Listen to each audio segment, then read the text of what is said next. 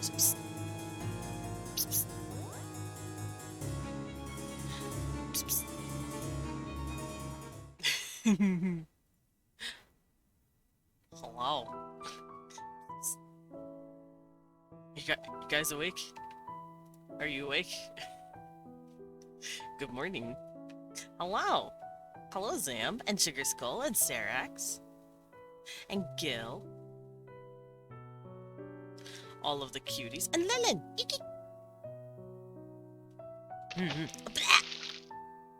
Thank you, Lilin! I will do just that. I actually just ate,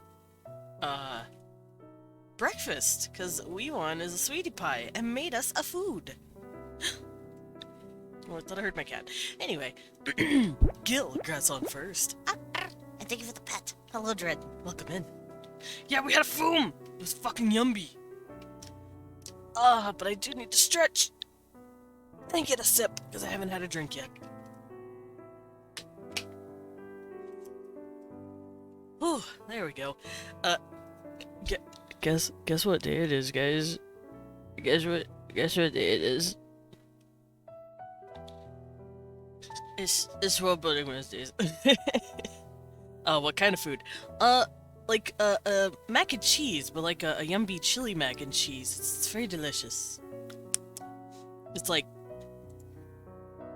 Worldbuilding Wedding Day. There we go. Yeah, no, it's not Building Men's Day. It's not West Building. You're right, Lilin. It's West Building World Day. Anyway, we grabbed a wee one. He's still at home. He's still vibing. He's still chilling, and I'm able to get the special guest on today. So I'm gonna grab him by the neck. Monkey.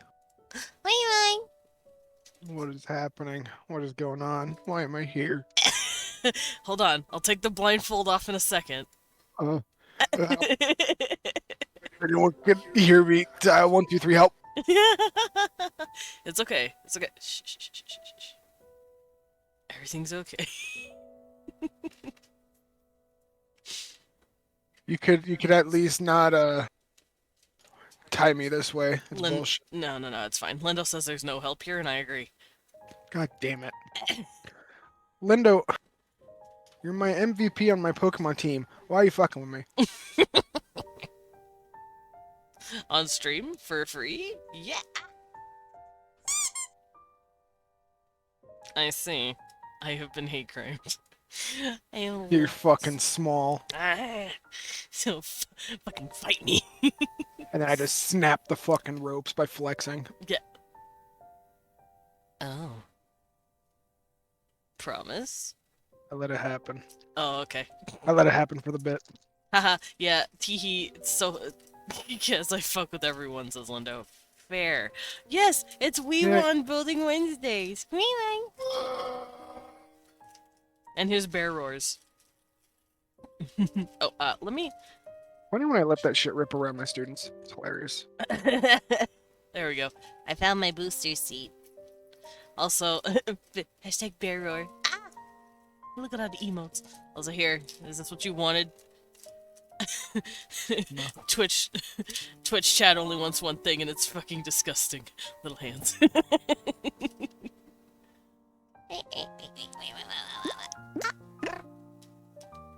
Hold your tiny hands. Ah! Give me one. What? Pet. Get away from me. Can't pat me. I'm unpappable. I'm unpappable. I love that clip. I don't know if it was a clip or if it was a piece of video that Sugar Skull grabbed. Desmond exposing his hands. Lewd. No, it's fine. The pussy in my mouth. Lilin, give me my hands back. Another goopy. Another old slimy. People have to pay for that sometimes. You know? They're warm and also cold. I don't understand. Welcome in, everybody. Grabbed and edited audio. Ah, okay, that makes sense. I was like, I don't remember that being a clip. That makes a lot more sense. But yeah, we have Weewon. God damn it. And we're gonna be talking about his stuff. Got that icy hot vibe. Yeah, yeah, yeah.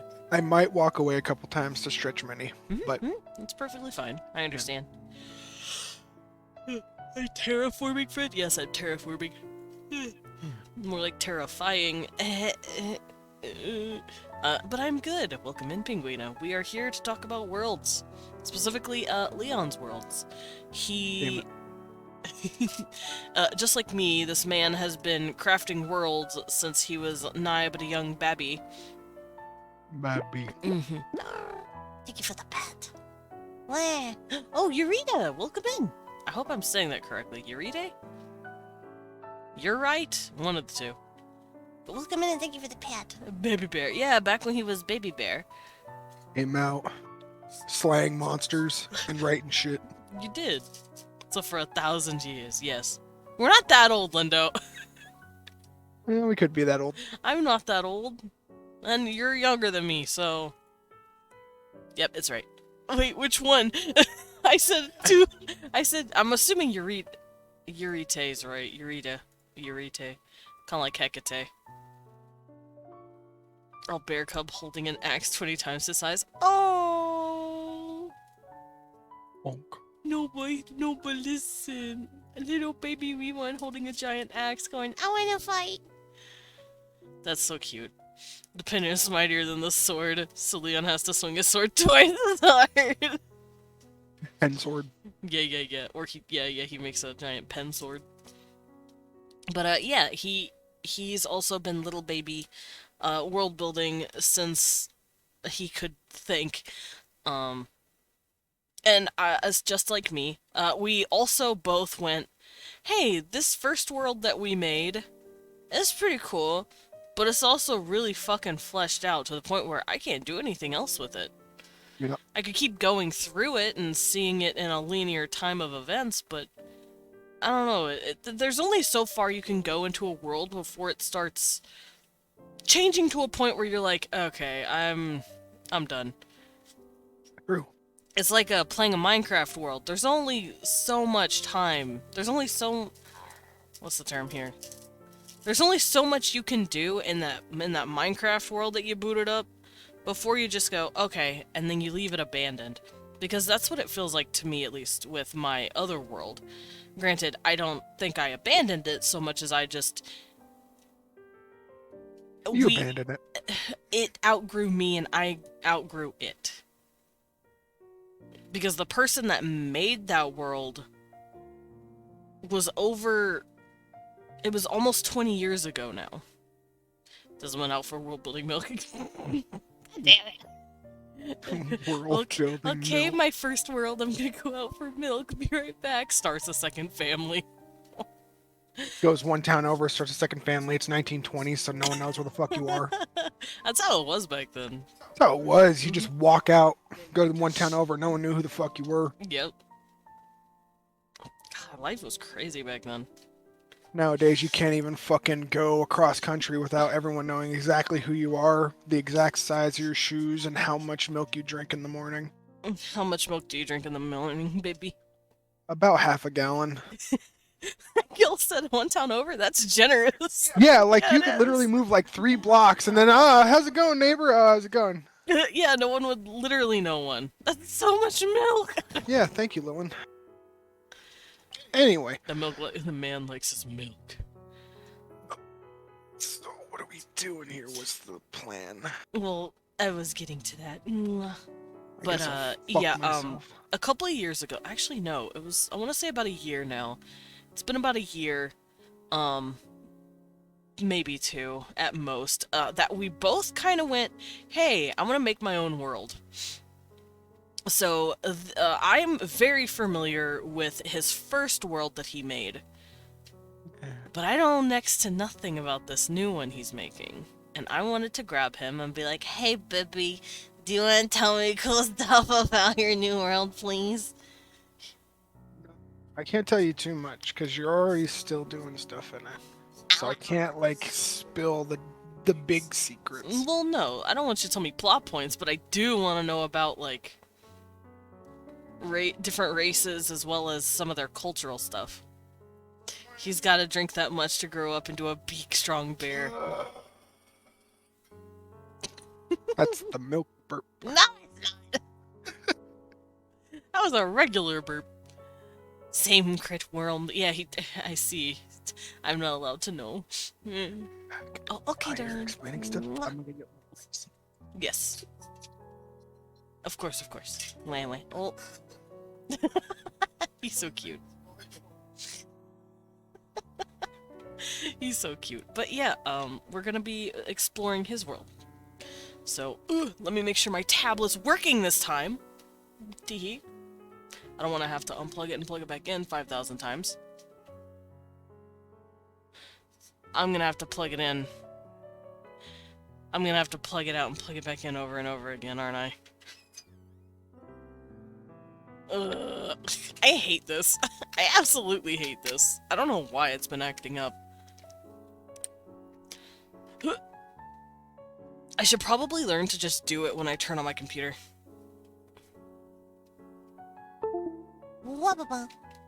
Y'all are gonna hear noises. I promise it's me, not you. There we go. I want to draw, please. Do you think it's the cord? The cord might be dying. I'm not sure.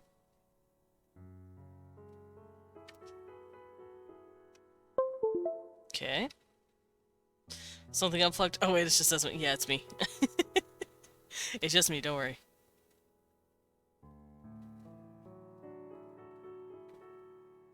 Still nothing. Fuck.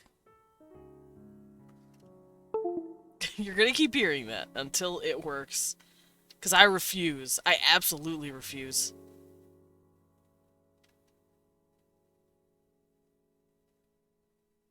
Oh. Ah! There we go. I'm making a big ass pot of soup. Oh, hell yeah, soup! Giant pot of soup is my favorite kind of food. There it is. My tablet is on. Yeah, it just takes a bit of finagling. I don't know why, but oh well. I got it to work. Hello, baby.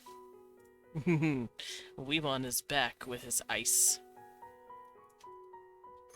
There we go. And snacks! Oh. And a burp. A bear roar. I returned. Welcome back, Cooting. Didn't know if anyone heard me. Why are you buying clothes at the soup store? Fuck you! Fuck you! Why are you buying clothes at the soup store? Oh, yeah?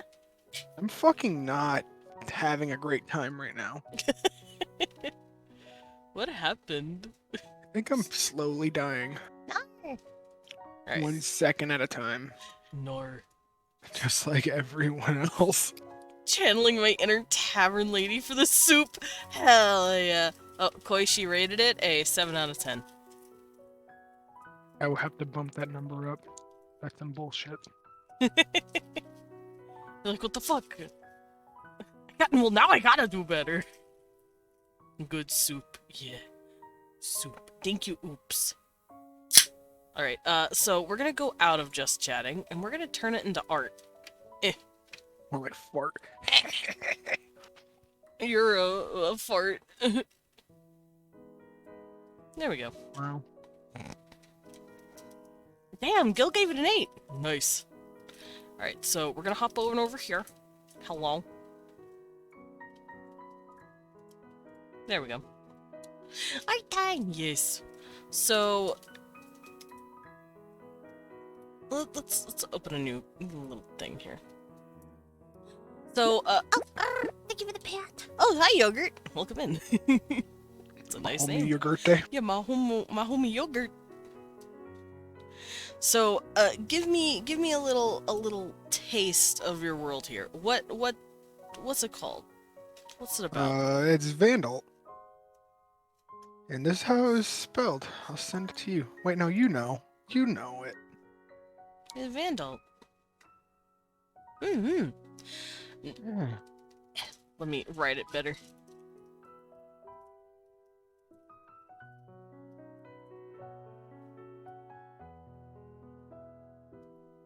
There we go. Vandal. So, what part of the world have you fleshed out the most? Vandalism? No. Um, if I pull up map, it's usually around like Chaldea, like the province of Cal is what I have mostly like fleshed out. If you want to send me the map, I can Oh, put it right. here. By the way, everyone, please. I'm sorry that I suck balls at maps. You don't suck balls at maps. Your maps are fine. I heard Vandolph. Vandolph also sounds cool. There you go. It's taking a second. I don't know why. Yeah, Discord is taking forever.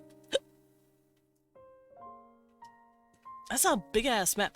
Oh wait, I could just go. I could just go to Incarnate and grab it myself.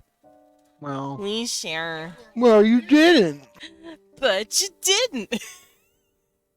Now I can't create it from clipboard. Ah! That's okay. I can save it. This is mine now. Can't. It's in the fucking Discord, crackhead. I've pirated it. I've stolen it. It's mine. Original map, do not steal. Anyway. So, this is the map of the lovely Vandalt. It's me, I suck at this. You don't suck at it. Stop right there, criminal scum! No, you're running away now. Alright. And this is just a region that you've selected off from the entire planet. Yeah, from the world map, yeah. Okay. Because you don't need, fun fact, guys, just because I'm a crazy person, and I like making my entire, like, world first, like the literal giant map, you don't gotta do that. I like to break it up into little chunks. Yeah, you can definitely work small scale first, especially since you don't want to get lost in the forest for the, like, what's the term? Well, in this case, you wouldn't want to get lost in the, yeah, I guess in the forest for the trees, or the trees for the forest. You don't want to work too big too quickly, because the chances are, if this is for D&D or the purposes of making a tabletop game, people aren't going to know the entire giant fucking planet, so you don't need that. Yeah. You just need enough. Until they get air travel. A la Final Fantasy. Yeah. Yeah. Alright. So, on the map... Boo. What do you mean, boo? I like the map. Where? Let's see how... Oh, God, this is a big fucking canvas. I forgot how big, Incarnate lets you make your shit. Because my shit's like 4K. Yeah, mine's 4K too. I said, alright, I'm making my map as big as possible. So... Find the plant of water.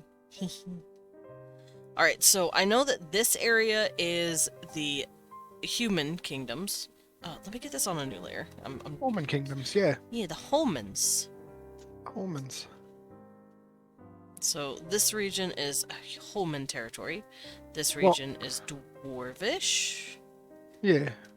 Iron Belt Nation. Yeah, dwarf. This is another Homan area, sort of. Shulong is like spirits and Homans, yeah. And then this is like Elflands. Yeah. Fucking all kinds of things. What this? Can I ask? You guys haven't met the race that kind of is there yet. They're good guys. Do I know anything about them? Probably not. No! Yeah, that's where Jeff lives. That's where Kill Bastard lives. Well, that's what yes, I know that guy. That's Kill Bastard. We don't visit Jeff. Yeah, we visit Jeff. And this is the, and you say Alfs, right? Like this? Alps, ALFS, yeah. Yeah, because I know I did something similar. Instead of elf, I went alb. Yeah. And it's a play on the word alp, which comes Alp, from yep. the term alf, Yep, which trees. just means elf. Yep. And then we have this area. It has something to do with beings called It starts with a fan. Fan. Oh no, I don't remember. I was joking. I was memeing. I was memeing. And now I don't remember the race name. Phasmites. Thank you. Soon we make nukes, we're nuking Jeff. Relax. Jeff just needs to be left alone. Jeff. Elms. As soon as we make nukes, we're nuking. Yeah, nuke Jeff. Get him. So what exactly is in the cold regions? So that's where other humans are, because they're the only ones that really want to fucking go there. Fair. Humans like to go in all sorts of crazy places. And then in the Sprigganlands, there's also, like, beast races. Sweet. Alright. Now, I know you said that you came up with a lot of the history for the world. Yeah. Have you done it for each race, or just the stuff that I know? Just the stuff that you pretty much know. Okay. Because it's just kind of like history that most people would read in history books, or, like, just know in general. Okay, so mainly history is centralized around homins then. Which makes sense, because homins are kind of everywhere. Yeah. We do be doing that. In every fantasy setting, it makes the most sense to me that humans are just kind of spread out. They're not as concentrated as other races, because humans have shorter lifespans. They're also very... Truly. What's the term? Shaking my head, so humans stole all the history again. Damn humans. Fucking thieves. But, yeah, they're shorter-lived race, so typically they try to live life to the fullest compared to all the others. And this goes for the real world too, but humans really like to push the boundaries of just their lives. They love to experiment. They love to see how far they can push themselves. They took our germs. Yeah, and Phantasmo in the Valhalla region in Finjal's Desert, there's also the Aguni. Oh yeah, I remember those cuties. You guys met an Aguni. I know, I did. There we go. Rest in peace, old man. No. By the way, if you hear us quoting or referencing something that we've discovered or discussed, that's because we're actively playing in this world. Yeah.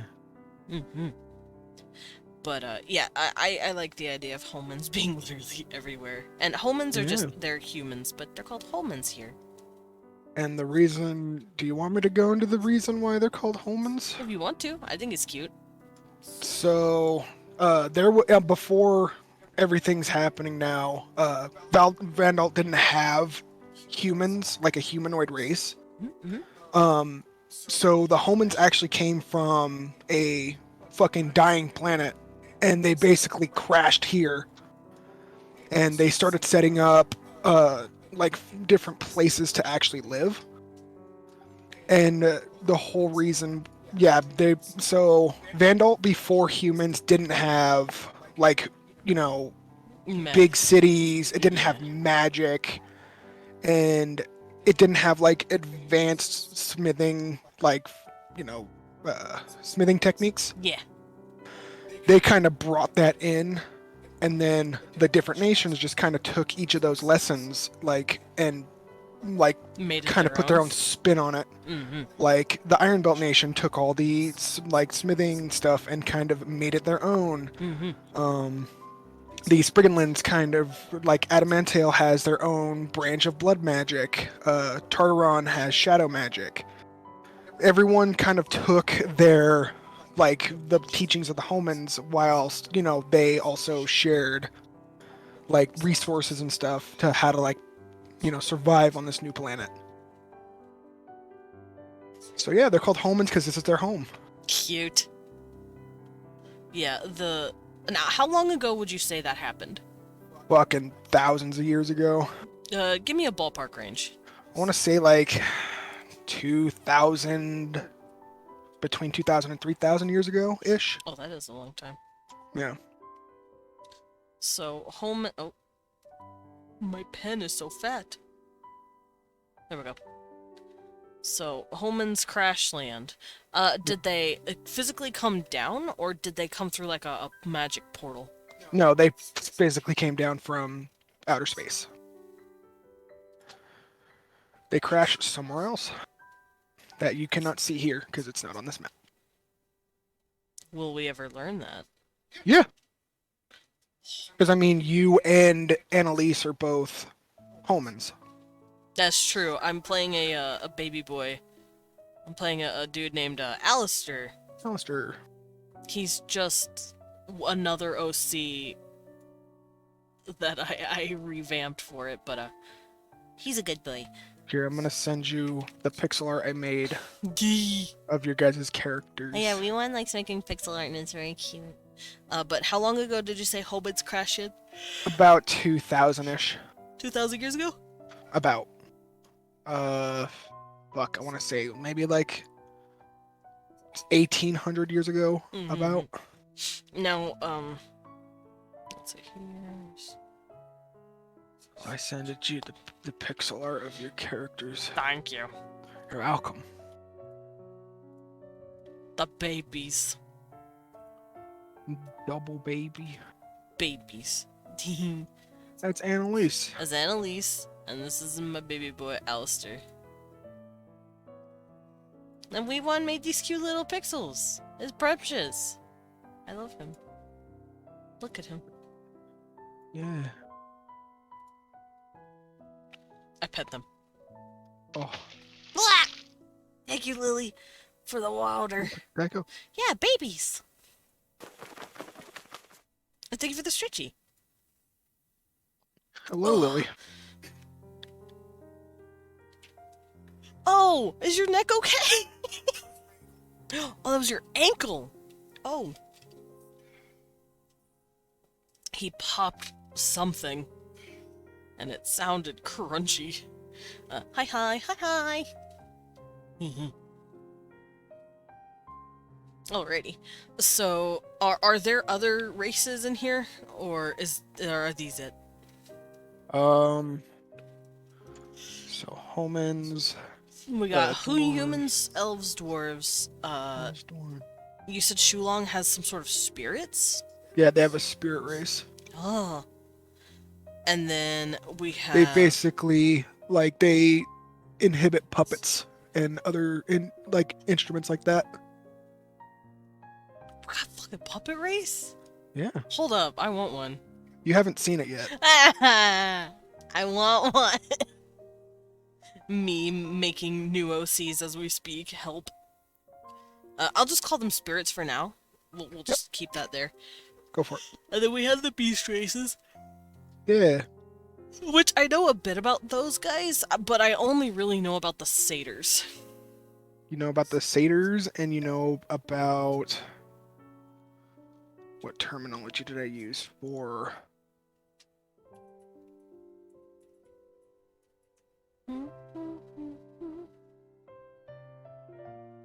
Stares My at. brain.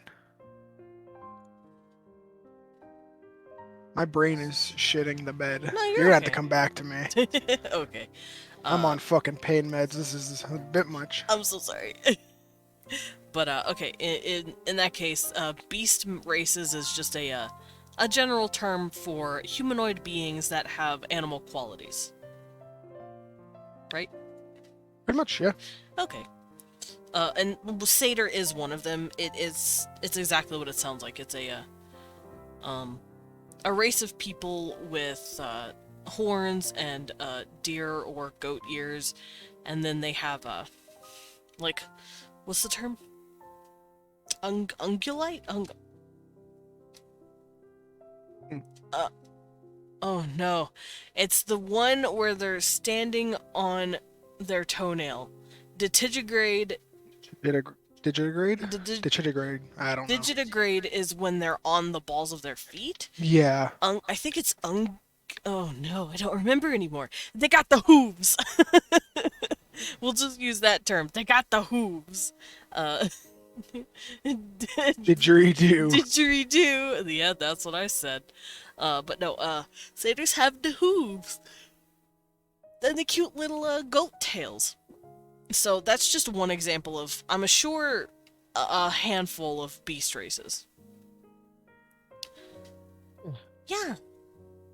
So, you said you wanted to work on cultures specifically because you have history down, at least for humans, a bit.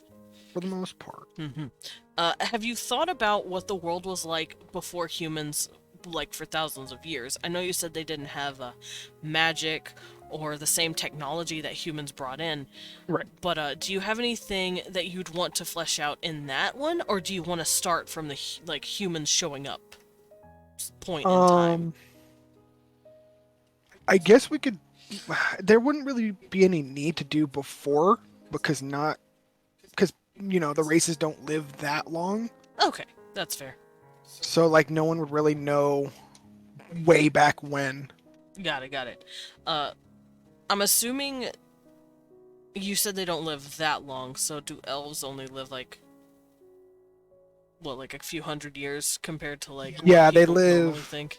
Yeah, they live anywhere between like 180 to 220 years. Okay, so they actually don't live that long at all compared to like what people would assume an elf lives, because I think you can live up to like what 1,000 years in Dungeons and Mm. Dragons. Yeah, so, and also you got to remember the years are only 320 days. Mm, There's 8 months. Each month has 40 days. 2 months each are the different seasons. So it's not nearly as long as our calendar. right. Does this fuck with humans in some way? Like, do humans have the It same used to. clock as us? It used to. Mm. So basically, like it's just they had to adapt at first because they came from somewhere else that had longer seasons. Yeah. But now that they've been here for a few thousand years, they've kind of learned to adapt. I think adapt is just the best term for a human in general. We're Yeah. very good at adapting. So, there we go. So, the seasons are 2 months each.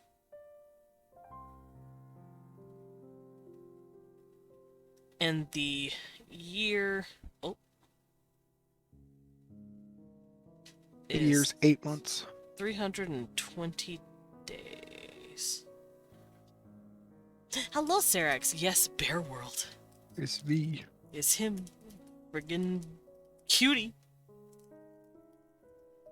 There we go. Now, since you have been working on humans first, I think we can just cover them real quickly then. Okay. Since that's the main talking point at the moment Truly. anyway. Yeah. Seracs, they are literally an invasive species here. I did not hide it. I've actually, I think I've talked about that a few times before, but I have a running joke and a somewhat running theory that we're just an invasive species of this planet. Because we're kind of like genetic anomalies compared to the other, like, natural fauna of this world. Truly, yeah. I mean, We're fucking and that's the weird. thing. So homins are definitely an invasive species. Mm-hmm.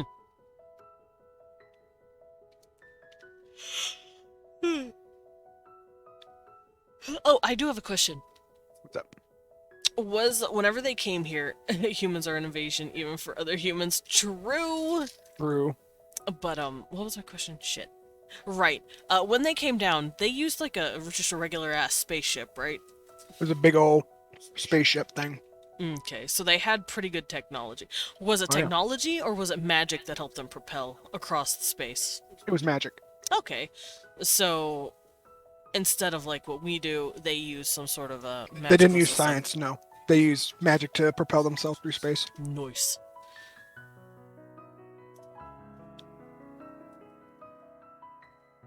Ow, ow, ow, ow.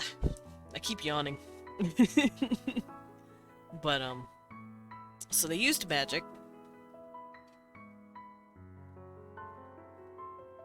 Yeah. To get across space. Yeah, humans are naturally gifted in magic. And, I know For you said homins. the world didn't have magic before. Do you want to talk about what happened? So, humans came. They said, hey, we gotta live here. At first, the races were kind of cautious about it. A lot of them, like, struck out and, like, kind of fucking were just like, these guys are fucking weirdos. Don't, hang out with them. These guys suck. We gotta go. It was mainly the dwarves and the beast races that were kind of, like, on their side. Mm. But the elves and the phasmites and everyone else were kind of like, dude, you need to stay away from me.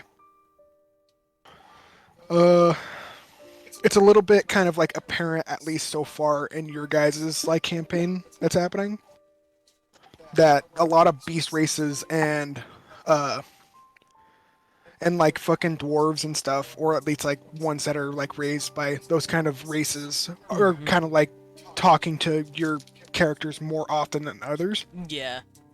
I did notice that. That's why I brought up the satyr, because the Yeah. satyr, there's like a little attendant girl that we get to run into. Oh, thank you for the pet, Blippi. Mwah! Smooch on your little monitor.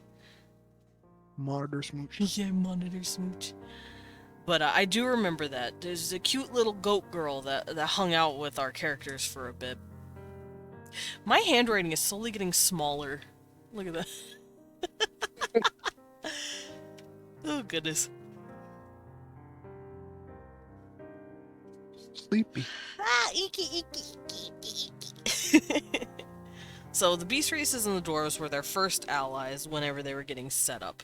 Yeah. But you said the world small, right, for small bat. That's true. I started off a normal size. Maybe that's why. My hand is little now, so it's like my writing is now little.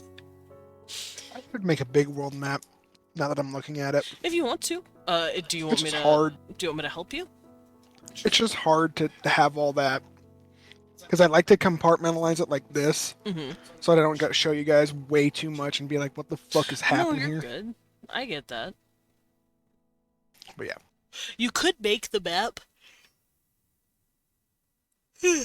Mama, you could make... How are you so tired? Because I didn't fall asleep until 3 o'clock in the morning. I still have energy, though. I just keep yawning. So I apologize. I'm going to keep yawning, but I do want to talk about your stuff. But what you could do is you could make the world map and just get a sense for all the continent shapes, and Okay. then zoom in on the region that we're in. Okay. Because Incarnate lets you do that now. Yeah, it's just whenever I made this, Incarnate did not let me do that. Yeah, Incarnate was still here, and this is what we're talking about. Yeah, this was made back when Incarnate was Kind of in its infancy. it was in its like beta stages, pretty Yeah. much. But God, I love Incarnate. Incarnate's Yeah, I good. say if you want to do that. I think I might at some point, whenever I'm less busy with work and stuff. Yeah. But yeah, so the world has magic now. Yeah. How did that happen? Holman's brought it. Oh. So if you see the different plinths of elements on the map, those are pieces of their old technology or magic that they kind of planted there, so that where humans is it had. exactly? These plinths? Yeah. So Fire, earth, water, and wind. yeah, you guys can see here, there's a plinth here, and these plinths are what channels magic. Yeah, it helps them channel magic because, on their planet it was just abundant, but here they had to kind of retrofit a fucking big old goddamn pillar there so that they could cast magic.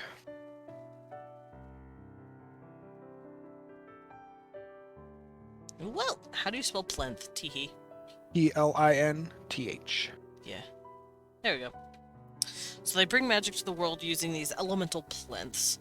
I'm assuming it's made out of some cool, kooky magitech stuff that they've shoved into the ground. Yep. I'm assuming I'm not allowed to know too much about it because it's gonna have some sort of relevance in our campaign. You bet your sweet bippy it is. Let me know. I am a curious creature. You bet your sweet bippy. Alright, so then we can just start covering stuff that I'm allowed to know because it's it's the common knowledge around the people, I suppose. Yeah. Mm-hmm. So let's cover culture because culture is my favorite. I love culture, and I'm going to boot up one of my sheets so we can start covering it. All right. So which culture would you say is the least fleshed out, and which one would you be the most willing, I guess, to work on? Because, like I said, I know you said a lot of this is kind of spoiler territory for me, Hmm. so um, whatever you think I could learn without getting spoiled. You guys did meet a Key Kiten? 10. It's Max, the fucking librarian. The one that We gave met a Annalise her baby! book. We met another beast race, that's right. Yeah, Key 10. So there's two kinds of beast races that we have seen. Satyrs. Here, beast races. Now how many beast races would you say there are? There's a few. Ones that you haven't met yet, and then the two you have are the Satyrs and the Khitan. Yeah, I'm gonna call them catfolk. Yeah. Kibbies. Come on now. There we go. Now, are they more like... Are they like the Mikote, or are they like the Palicos? No, they're like the Mikote. Okay, so they're like... Palico, or the Ditters are on High Guard. Yeah, the little kibbies. They're like Palicos. Mm-hmm. And they have names like Meowxamillion and Paul. Paul. I came up with one. Nyautily? Meowdly.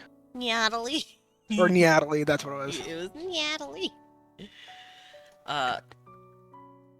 How many animals would you say come with the beast races? There's satyrs, Because cats... what you have to remember is that before this world was kind of like fucking turned over by humans, there was a lot more animal races that kind of died out. No, that's sad. What do you mean? Poor beast animals. Yeah. No, I'm sad. Which ones survived? So there's the satyr, the Khitan. Does the Aguni count as one? Are they a beast race? No, they're more like a fucking lizard like that. Well, I guess they are a beast, so yeah. Well, it seems like the definition of beast is a person with animal traits. The Aguni seem like they're just... Or like a whole lizard. Yeah, the Aguni seem like Yeah. they're just straight up a lizard. Phasmites or No, shellmen. not the dodo men. Yeah, they killed the dodo men. Killed the dodos. Ate them. Wait, no. Actually, I don't know, they might. Yeah. Did they eat some of the beast races? Probably. That's sad. I know a satyr PNG tuber. Nice. Awesome. Alright. Why do I feel like you're not telling me everything because you want it to be a surprise? Well, yeah, you guys have to encounter this shit. But I still want to know. I know, it's interesting wanting to know things and just never getting the answers. Fine. Then we'll just work on the homins for now, since that's going to be our main focus, and that's the only thing I'm allowed to know, I guess. You can know homins? You haven't met any dwarves yet. I have not. I know nothing about dwarfs. Oh my god, the dwarves on this planet are good. Do you want to talk about them then? Do you want to get spoiled, fucker? Do you want to spoil me? Alright, fine. I almost said something awful. So, here we go. Dwarves of, the coast over there, they live for about 100-ish years. Yes, to both of those Seracs. Anyway, He actually is making his own card game, but I don't know if it's... I don't know if this is part of it. No, it's not. So the dwarves they live for about 120 years. They all have, fair hair, darker skin, and they range anywhere between 6.5 feet to 7.5 feet. Whoa, wait, they're tall? They're massive. Oh shit, so they're less like dwarves of Tolkien and more like Jotun. Yeah. Interesting. To be fair, Jotun as well as dwarves were never said what their actual height was. in ancient Norse, and Jotun have been known to be really short or really tall. And the first dwarf that you guys are going to meet is soon.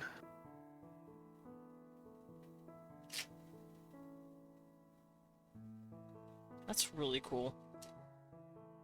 Also, dwarf didn't necessarily mean short person back then. No. It was just talking about a fictional Norse, well, soon. S-O-O-N, soon. Soon. TM. Like, Blizzard games. And you said they're dark-skinned. Yeah. They usually have fair hair, darker skin. And fair hair.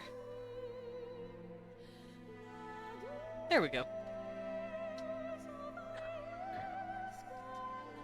Yeah, these boys big. There we go. What do Homans know about dwarves, other than this? They're usually pretty chill folk as long as you don't fuck with their family. They're fine. They're fine for the most part because they're very like family centric. So they're very much like clans and all that. Yeah. Yep. Fuck! Oh, I thought you meant his name. No. No, S-O-O-N, the word. So they're family-oriented.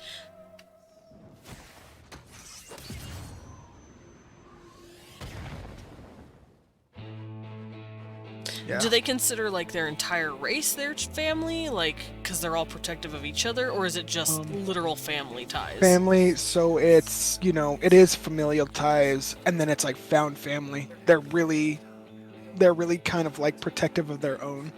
Okay. So as long as they consider you their own, then you're protected under their roof, basically. Yeah. Okay, so it doesn't matter what race you are, as long as they consider No. you family. Yeah. Okay. You become gnome of the family since people don't believe gnomes exist. Everyone thinks she's a malnourished dwarf. Oh, that's Oh, so no. sad, Gil. Don't mess with Texas. Don't mess with Texas. What's with this? God damn. The dwarves are like gang, rise up. No. God damn it.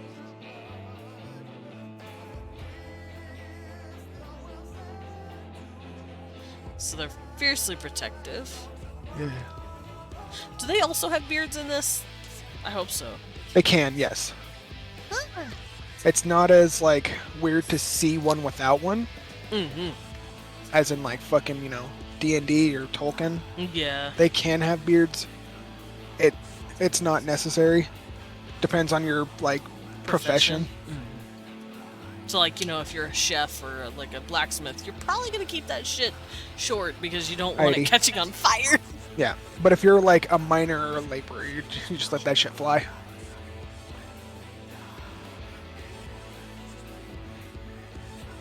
Okay.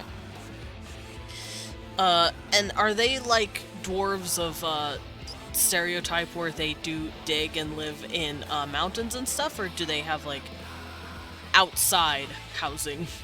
Yeah, they usually live in like fucking huts and stuff like that. Well, they have to be kind of near ore and stuff, so they Right. kind of have to live near mountains. Do they diggy holes? Yeah, they'll dig Diggy you a hole. holes. I do remember seeing something called Ruby Mining Co. I've noticed there is a something Mining Co. almost everywhere. Yep. I wanted to ask about that. Okay. What do you want to ask? There's Ruby Mining here. I saw Uh-huh. Emerald Mining, Jade Mining, and then Diamond Mining. You missed one. I did? You missed one. Oh, wait, no, you Ruby, didn't. Emerald, Jade, Diamond. Yeah, no, you didn't. Yeah. All right, so those are mining companies. Are they dwarfish mining companies? Unseen. Potato Mining Co. Hell yeah. Unseen. Ah, so I see. I found something. I mean, yeah, they're just mining companies. They, they go there. It seems like they're more interested in gemstones than ore. Yeah. That's pretty interesting. Yeah. I do have a quick question. Before humans showed up and showed them, hey, look at these cool new swords and all that cool shit. What did they do before then? Was their life still around mining and ore and, like, I don't know, forging or whatever? Or was it something different? It was something different. Okay. So before humans came around and gave actual like smithing techniques, they just kind of were like hunter-gatherers, which is why they're still above ground, which is why they don't make their like homes in the mountains. Okay. So before, they used to be just hunter-gatherers, mostly hunters, and then they also used to be alcohol makers. Ooh, got it. So that was their main trade. But after humans came and actually said, hey, like, you guys live in the mountains, there's a bunch of cool shit here that you can smelt down. They're like, what are you fucking saying to me? And then, they showed them. They're like, holy fuck, we get to make stuff out of shiny rocks? This is cool. This is fucking dope. Okay. So in this narrative, the dwarves were taught almost how to do what they do now. Yeah. Okay. And then they said, so... fuck you, we're doing it cool now in this way. Well, it's because, when the humans came, they had no, like, pretense of what they're going to be running into. Yeah. So they're just like, you fuckers are massive, and you guys look like you can, like, bore into the earth. We'll give you the secrets of smithing. Make us cool shit. Yeah. Yeah. Yeah, I like that because it's stereotyped that dwarves are the big, creative, smithy guys, which comes from ancient Norse myth. Yes. Weirdly enough, it doesn't come from Tolkien. Tolkien doesn't have dwarves being the best craftsmen. Yeah, it's elves. Oh, yeah, it is elves. It is elves. It's elves that are craftsmen. Yes, dwarves do make crafts, but they don't focus on weapons. No. They're jewelry Armor. makers. And jewelry makers, They make armor and jewelry. Yes. It's great. And the elves are the ones that are making weapons. The weapons are, the elf weapons are this. Mm-hmm. In fact, it was Feanor who was an elf, living in their old country called Valinor. Valinor, yep. He was the one that made the first sword, and he showed up to the council threatening someone with it. It was great. But, so I don't know where the stereotype came from in terms of Tolkien, because that's not what it is. But in the Norse, they make everything. Oh yeah, they fucking make everything from pipes to swords to everything else. To hair. To hairpins, yeah. Not just hairpins, hair. Oh yeah. They actually made, what was her name? Sif? Yeah. I think it was Sif. It was either, or was it Frigg? No, I don't think it was Frigg. I think it was Sif. Yeah. Not to say anything, but, yes, Gil? Uh-oh. Say it. Hold on. What's going on, Gil? What are you saying, maybe? Lay it on. It's Sif. Okay. Yeah, Sif lost her hair in a Norse story. Yeah, her golden hair. Her golden locks, yeah. And they propositioned to the dwarves to make her a new set of locks. Yeah. And she put them on. Yeah. And they fit in her head. It's crazy. Yeah. So the dwarves are less a race in Norse and more of a spiritual force. Yeah. Yeah, Loki did it. That makes sense. Loki cut her hair off. Any bullshit that occurs, Loki's usually the guy. Loki did it.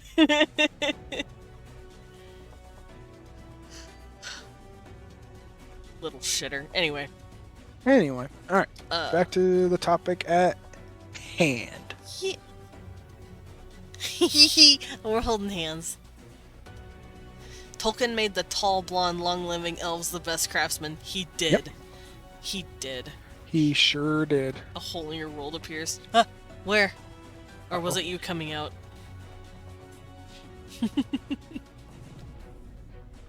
But yeah, he did. He said, nah, the elves are the best. Fuck you guys. The dwarves were basically like the bastard adopted children. Yeah. Because they were created without the divine, like the chief god's permission, And the Yeah. dude who made him went, but I'm just really excited. I want to see cool races. And then the god went, the main dude went, fine, bury him and let him chill. They can't wake up first. The elves have to come first. And he went, fine! And then they put them underground. So that's how the dwarves work in Tolkien. But Yeah. here they're huge, and it makes me happy. Yeah. Cause we never get to know what a dwarf's actual height is. Right. We just kind of wrapped them up with the idea of short and stubby for some reason over time. And I don't know why. But dwerg, I think that's the original Norse word, dwergur. It just means like not really small, but kind of like hidden. Yeah, out of the way. Yeah. The Lord of the Ring verse is very just like, excuse me, what? Yeah, it's... Yeah. Tolkien was nuts with his stuff, but there's a reason. He was trying to write a fairy tale for England. Yeah. And that's why. Whoa, sir. I am dying. No death, please. Goodbye, idiot. No. But,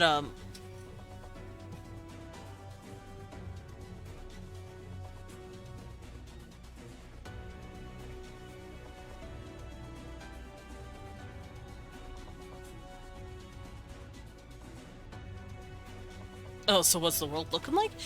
This is the world so far. Also, Wee1 got a call. Wow. He'll be back in just a moment. But, I don't know which race I want to tackle first, because I like all of them. I guess we could do a quick cover of each race. Beasts, Alf. Oh, no. These are all different, races. This is a race, this is a race. Like this. There you go.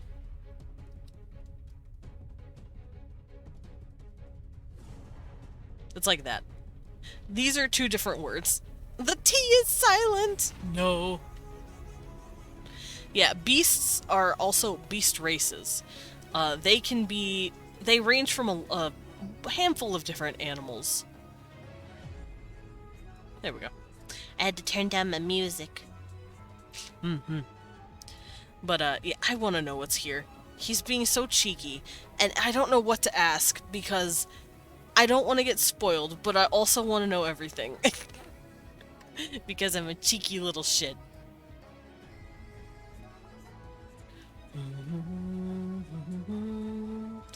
Hello, how's the buildy worlding going good? I'm just waiting for Wee1 to come back, but we were discussing the basic history of his world. This is a world that we have been playing on for the past, I don't know, few months to a year, on and off. As a campaign, as a roleplay campaign.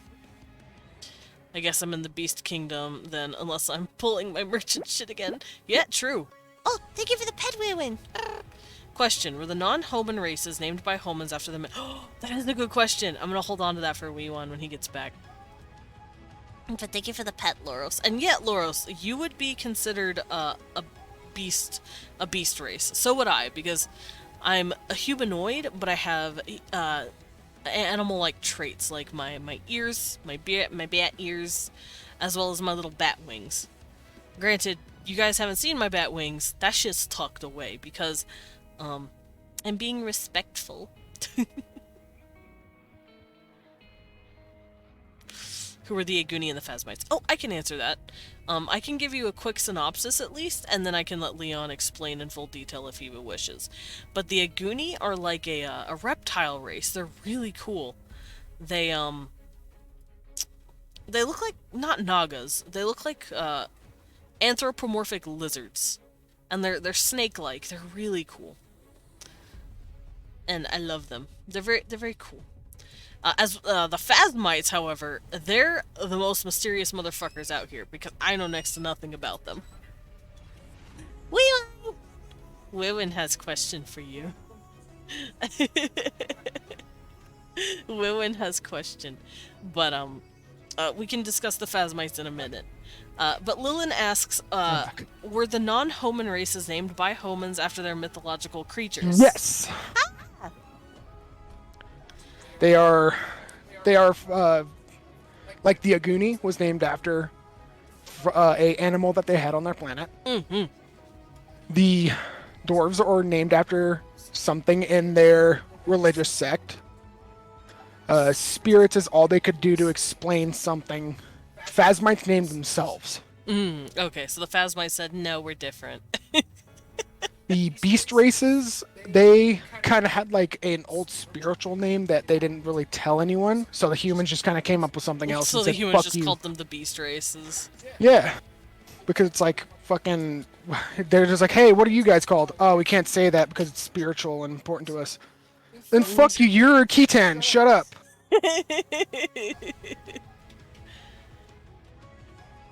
Alright.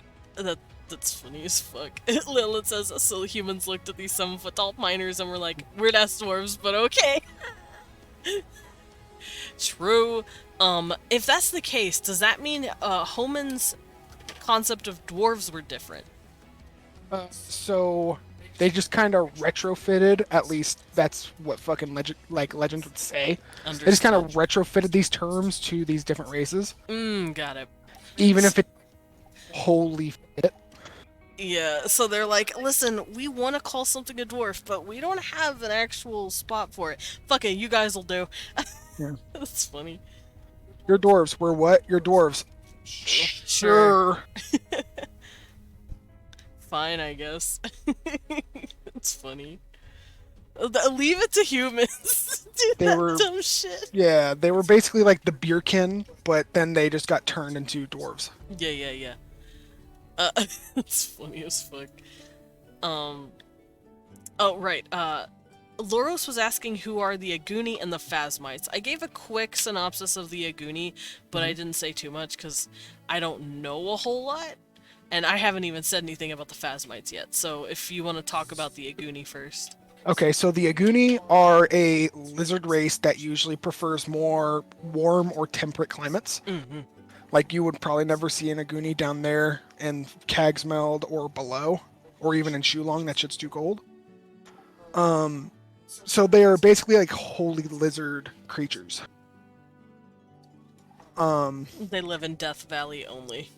Yeah, they live in the valleys. They probably live in like the middle of Call. They wouldn't probably live on the coasts because fuck that. And yeah, they are usually a wild race. And then the Phasmites are like spiritual warriors. They are holy, dark-shelled kind of creatures. They live usually. They can live anywhere, but they usually prefer to live in their sacred place because they're kind of like spiritual. They'll stay in Phantasmo unless they get banished. Okay, so they don't leave their homes. They don't tend to unless they have to. Mm-hmm.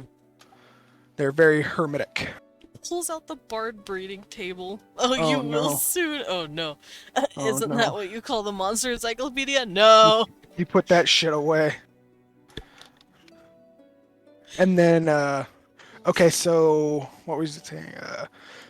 How do the spirits work? Okay, so Oh, they're asking if they work like dryads or undead. undead mostly. Well, not really, because they had to have been alive first to die to be an undead. Fair. They're more like a spirit that the world conjures and then puts into a sort of ritual body, like a puppet or some kind of object. So it's more synthesized, like fucking AI bullshit rather than like nature AI. Sort of like a Warforged. But Yeah, not kind of quite. like a yeah. So it doesn't actually carry like any kind of being's soul, if that makes sense. It's just kind of made from like scratch. Okay. And then it learns and adapts as it kind of walks around and grows.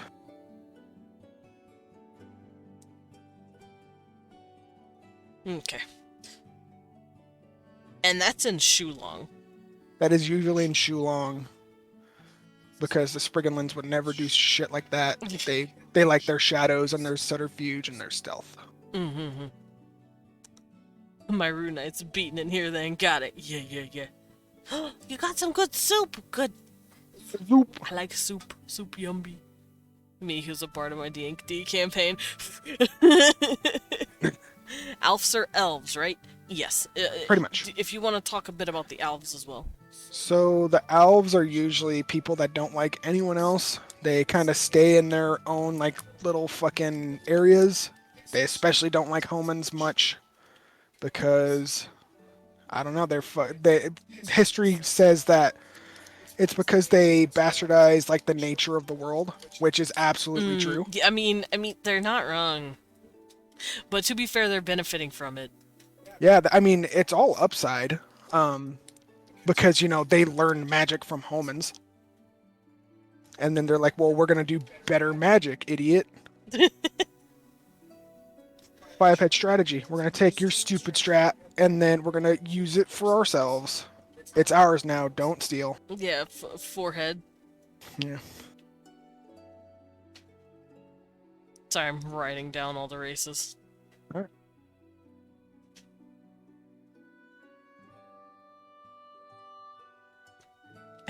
Forehead. So, I'm assuming the elves have a very turbulent, I guess, a relationship with magic? Or Yeah. do they only consider certain magic the only valid way to do it because humans corrupted the world with, like, their other types of magic or whatever? So the thing is, right? Mhm. Elves have no reason to be angry. They have no right because it is because humans brought it that they're able to use it and adapt it. It's actually kind of weird that they're like, our magic is the pure good magic, and your magic is fucking weird and stupid. It's kind of like hypocritical in a way. Yeah, and then like they're upset about them because half of them are mad that humans disrupted nature. Other half is mad that humans that they're fucking their magic sucks and I hate you. It's been so long, however, do people still remember where humans come from? Yes and no. They know that humans aren't of this world, Mhm. but they're already just kind of like an asset and a facet to the world, so that they're just like, fuck it. What are we gonna do? Fair. So humans do know that they used to be star people. They know that they come from somewhere. They call it. So they were a divine kind of thing. Like, so they were basically traveling, like, religious people. The humans were. They would bring their their teachings and their beliefs to other planets to try to get them to be better people. Mhm. But then their original planet, spoilers withstanding. Understood. Understood. Ah, great, the Crusade. They're space crusaders! Yeah, Nice. magical space crusaders. Hell yeah. And then they found this fun little planet that was beaming with life and went, hey, let's make magic. It's like, well, they already had magic. They're just like, let's teach these fucking idiots magic. And then they're like, what the hell is a magic? And then they start, creating stuff. And what deity do they have? That's spoilers. Wait, do they not know their deities? Their deity, they still have it. Well, then wouldn't I know about that because Alistair know about that? Then I said spoilers.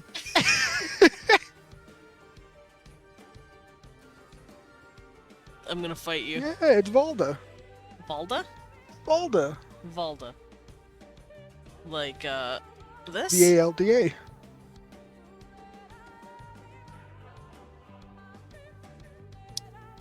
Valda is human god.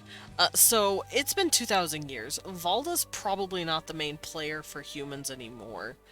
Or at least, I'm assuming there's been a lot of cults and religious offshoots from this Valda religion. Yeah. But Valda is kind of like the original. Homans know it. Beast tribes know it. Everyone knows it. I'm assuming then that there are some like cults in different races that they're like, hey, Valda's not the only one. What about Schwimble? Who the fuck's who the fuck is Schwimble? Schwimble? Well, cults have to do with it's actually how a lot of our religions started. Yeah, especially Christianity. Yeah, because I know the Canaanite religion, for instance, had a god named El. Yeah. And they had a cult. Their cult was to just worship El, and over time that became a monotheistic religion. Yep. And it kept going and going and going, and then you got Judaism, you got Christianity, and then Christianity splits off. Yeah. Oh, El. El. Yeah, El from Death Note. Trying to chase down Light Specifically, Yagami, that El Shaddai. stack of crap. And some people assume this is the El name... Shaddai? El Shaddai. People assume this is the name of the Sumerian god Enlil, but we don't know.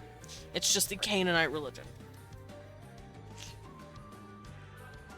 Oh no, I can't wait for the black hole eldritch being to come in like, hey, your last planet was delightful. Can I have another? Oh, that'd be terrifying. Do you know exactly what got the Our old planet? yeah, their old planet all fucked up? I do. Am I not allowed to know? Is that story relevant? It's very spoiler heavy. Oh, okay. Don't That tell is- me then. Yeah.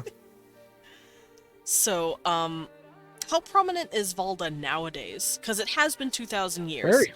But, as we see with Christianity, depending on how history goes about it, a religion can basically fizzle out or become the most prominent fucking thing in the world. So it changes depending on where you go. Mhm. Chaldea usually still preaches and has stuff about Valda. And then, like, Farthen will, change it because, women can't be God. That's crazy mode. So they have Thrang. And then, like, the spirits, they don't believe in nothing. They believe in fucking, like, just nothingness. And it's just, it depends on where you go. The Phasmites believe in just spirituality and, self. So, they don't really have a religion. No. Or their religion is more like, kind of like Buddhism, I guess? Oh, Jacqueline! Is this world building for a tabletop campaign? Yes, it is! This is a new world, a brand new world, pretty much, like freshly polished world that Leon has started creating for a D&D campaign. And eek, eek, eek, eek, eek, eek, eek. Do you want to try and squeak? Eek, eek, eek, eek, eek, eek. Eek, eek, eek. E. E, E, E. Eek. I thought the spirits would believe in Mother Nature to their method of creation. Well,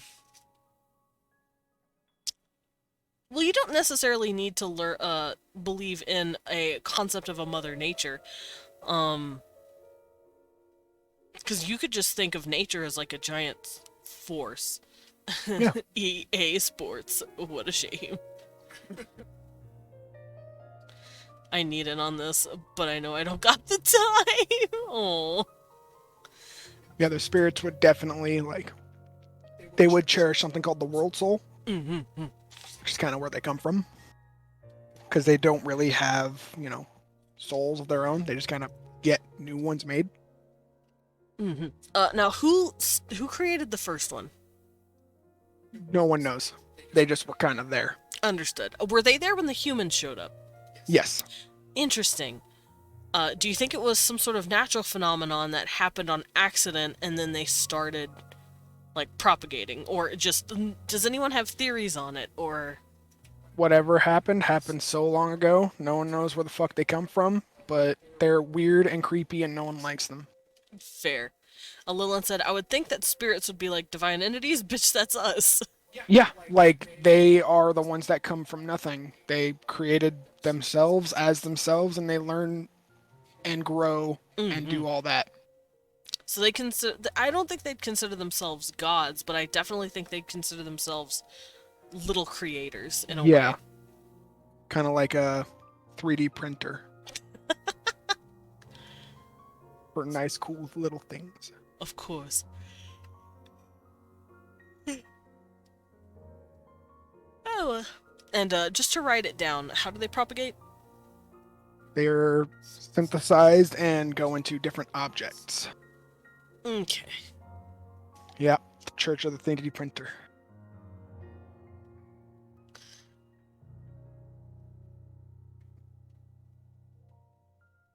I'm assuming these objects are typically humanoid in nature just to help them move around.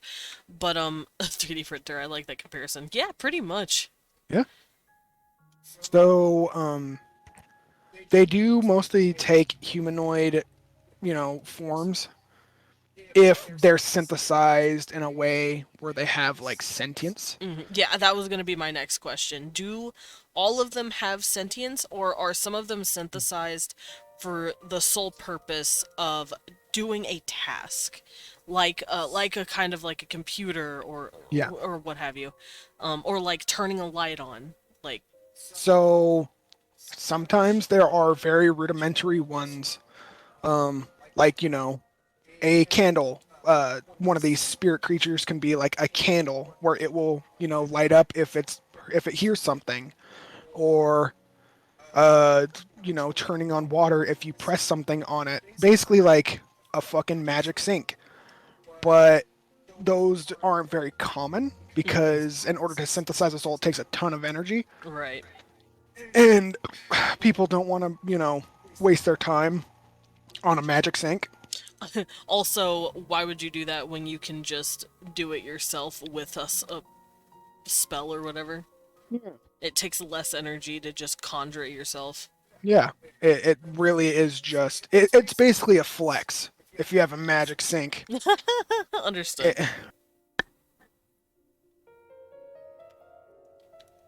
But mostly they are like puppets and objects and stuff. When you say objects, what besides the like humanoid forms they take, what objects are they commonly put into? They're sometimes put into animal trophies.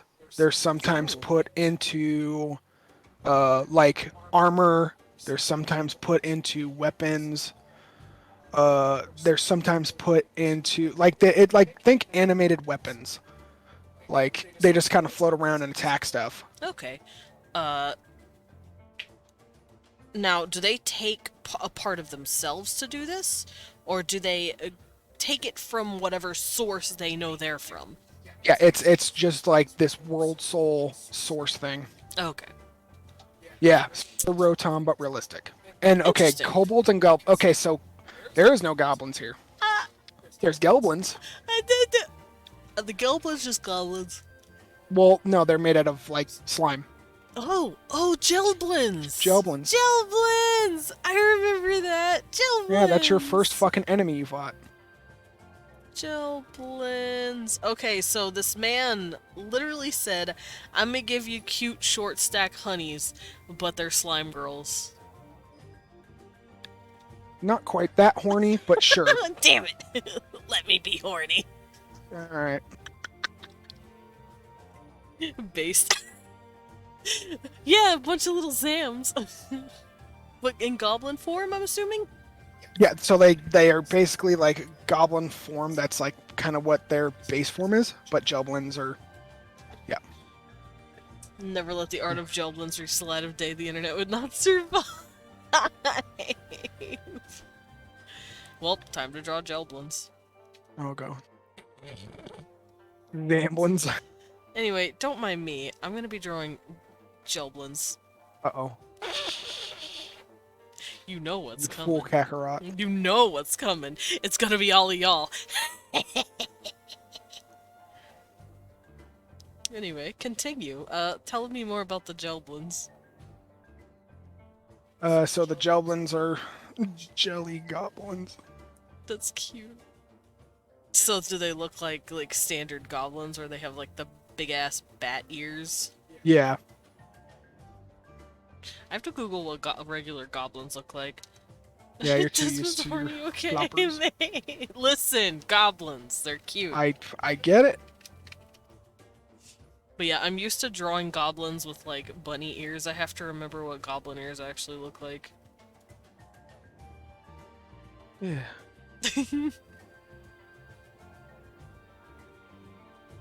Oh, hiccup. I like the baddie ears looking. That looks crazy. Staring at goblins.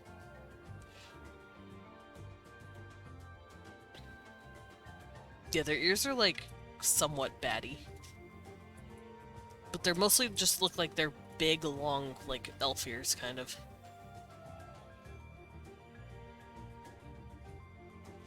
If they They're are jello. jello, does that mean they don't like the rain or water in general? They are weak to water. Oh, I didn't know Yep. that. That's right. You guys figured that out the easy way. Oh, was there a magic water spell? Yeah, Annalise has it in her first book. I don't. If she'd fucking cast magic ever. She doesn't like casting magic. Let Alistair Fucking- cast magic. He'll probably get the class upgrade to get there.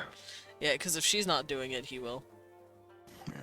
She's definitely gonna be some kind of fucking melee-based magic class. Because I have a ton of classes. Mm-hmm. Do you want to go into the classes? Is it world building? I guess it could Is be. it part of the world? Yeah. Then yes. Yeah, there's big tree. There's base classes and then upgrade classes. You upgrade 2 times. So, the base classes are Joblings recover, jealous dart going its dents. Oh no. So right now, Gelblins just kind of have like a fucking like a basic attack. They're gonna fight stronger Gelblins later. Mm-hmm. But right now, oh, and then there's also the Houndle that you guys found. Houndle? The big old dog with no eyes and big mouth. Oh yeah, I remember that thing. Eureka, thank you for the pet. Or Eureka. The one that tried to kill your Ballums, your fucking mount, your like the things that were carrying your carriage around. I remember that thing. Fuck that Yeah. And then now you guys are finding bamboons. thing. Yeah, what you're listing off though, these are monster creatures. Monster creatures. These are things that we fight and kill. Although the thing is with the monsters, I've noticed not unlike regular ass D&D, these things can be reasoned with. All in the Beast Kingdom? No. So monsters are created just out of fucking nowhere, and they've been around for hundreds, thousands of years. So they've always been an issue for the other races, even before humans showed Before up. humans, yeah. Okay. Blah! Oh, thank you for the water, Turbo. Get a sippy, babe. Okay. I heard something pop. Are you good? Yeah, he's cracking like Rice Krispies right now. Ugh, the poor guy. I'm sorry. I'll be good to go tomorrow. I know. That's what you said yesterday, and I'm still worried. I know, but I have to go tomorrow. Aren't we monster fuckers? We can kind of reason with any monster. So, We're willing to try. but yeah, they actually met a Swagan. A swaggin', However- yeah. Yeah, Fucking Swagan. swaggin'! Fucking Swagan. Ah! Jen, thank you for the 100 buddies. Boba. A bull. But yeah, there's the Swagan that you guys were fighting, and then he was just like, hey, yo, wait, I was just fishing, man. I saw your fishing line. Don't hurt me. And you guys were like, oh, fuck, these things can talk. This is weird. Yeah, I felt really bad. Alistair was like, I can't kill this thing. It's talking to me. Like, he legitimately stopped my, Alistair's my boy. Here, I'm gonna share the art of them real quick. Oh, I you love don't have to do that. I want to show him. Oh, you're showing your art, not mine. I already It's showed my yours. spooky I showed the cute little, pixels. It was very cute. But, yeah, Alistair is my boy that is in this... Where did I put him? Where is he? mode. Dead, probably. Huh? Possibly. He's not dead. He's not dead. He's very much alive. He is very much not dead. He is alive. I think I'm blind. Oh, here he is. Oh yeah, I could share this as well for when you start talking about elves. Oh, yeah. Elves. Okay, so here he is.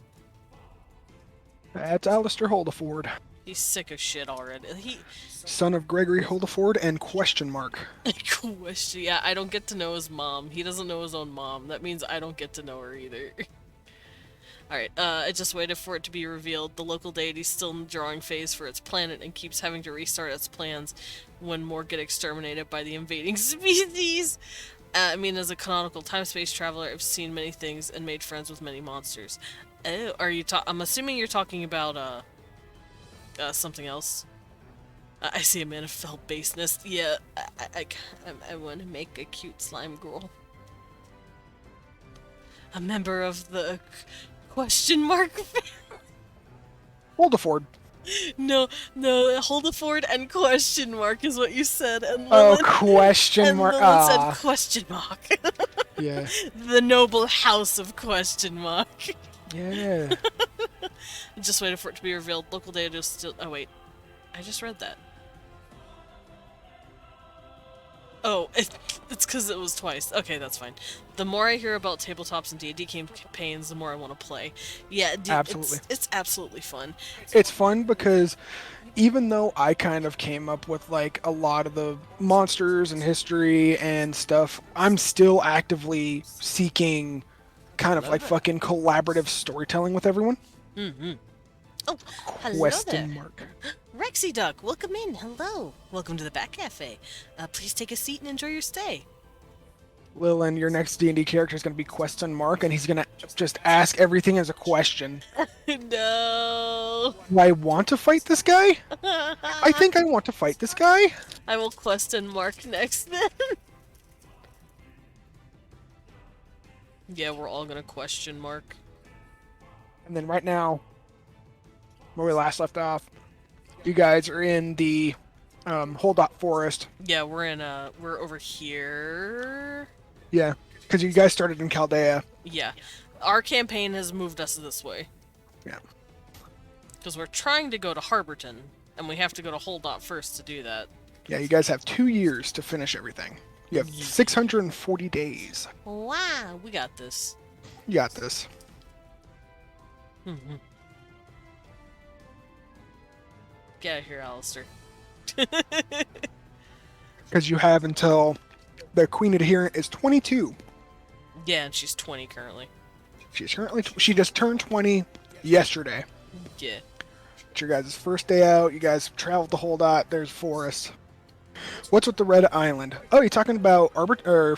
Anglora? Anglora. What's the main quest? Okay, so the main quest is that Annalise is the Queen Adherent. When the Queen Adherent, the next queen in line, turns 20 years old, they have a final birthday in Chaldea, and then they are tasked to hire a bodyguard or protector, a vassal, to make nice with all the other all the other nations that are here on this map. Mm-hmm. And then the ones that are also kind of like outside of this one. There's 16 in total. You need favor from 9. So, if depending on how they play, they can fuck it up. We could actually end up making enemies instead.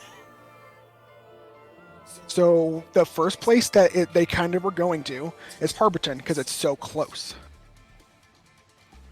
Make a national harem. It's gonna be... Okay, so... It's more along the lines... Because as the Queen Adherent kind of, goes through all these nations, she's going to have to get shit done. She's going to have to be like, I am an ally to you. So... We are friends. Be my friend. Be my friend. I'm going to be the next in line. You go from power to friendship to oopsie world war. Literally. Yep. There are some places that are easier to get along with than others. Mm-hmm. Namely, because Harborton is going to be more like a tutorial towards friendship. For us. It's going to be friendship tutorial. How to make friends. It's going to be quite difficult to fail Harborton. Because Harborton is where a lot of traders and people in general are just going to be around. Because it's kind of like from Anglora, from the Sprigganlands. It's kind of like the trade district. Right. And then also from the Blood Sand docks. Like, it's just, there's a lot of trade there. Listen, I Is the may have first made this story going to be like goblin dating minigame from dummy Undertale? thick. Good. That's what they pretty much are. A dating minigame from Undertale? Yeah. True. Oh no, you're reading all of my standards! Alistair, I have no redeeming qualities. God damn it. But yeah, so they have 640 days from when Annalise turns 20 to when she turns 22 to get 9 out of the 16 nations on her side. Mm-hmm. And that's all of them, not just the home and spots, right? No. It's, you can go to Anglora and ask for favor and then deal with that race that's there. You can go to Farthung, which is, you know, the dwarven area, and then you have to do whatever the fuck they want you to do there. Yeah. So yeah, out of the 16 nations that are available, you have to get 9 to like you. Okay. So we could easily fuck up a nation, but then we'll be fine because we can just go get another one to like Yeah. us. Once you start fucking up like 5-ish nations, you might want to be careful. Ow. Wait, how many are there? 16? 16. You need 9 to like you, which is more than half. So you said kingdoms. Did you mean like the big towns? Like Phantasmo, Bloodsand, Cagsmeld, Adamantale, Tartaron, Shulong, Farthung, Harborton, Anglora. That's what you can see here. Oh, but there's more. There's more outside of this. Understood.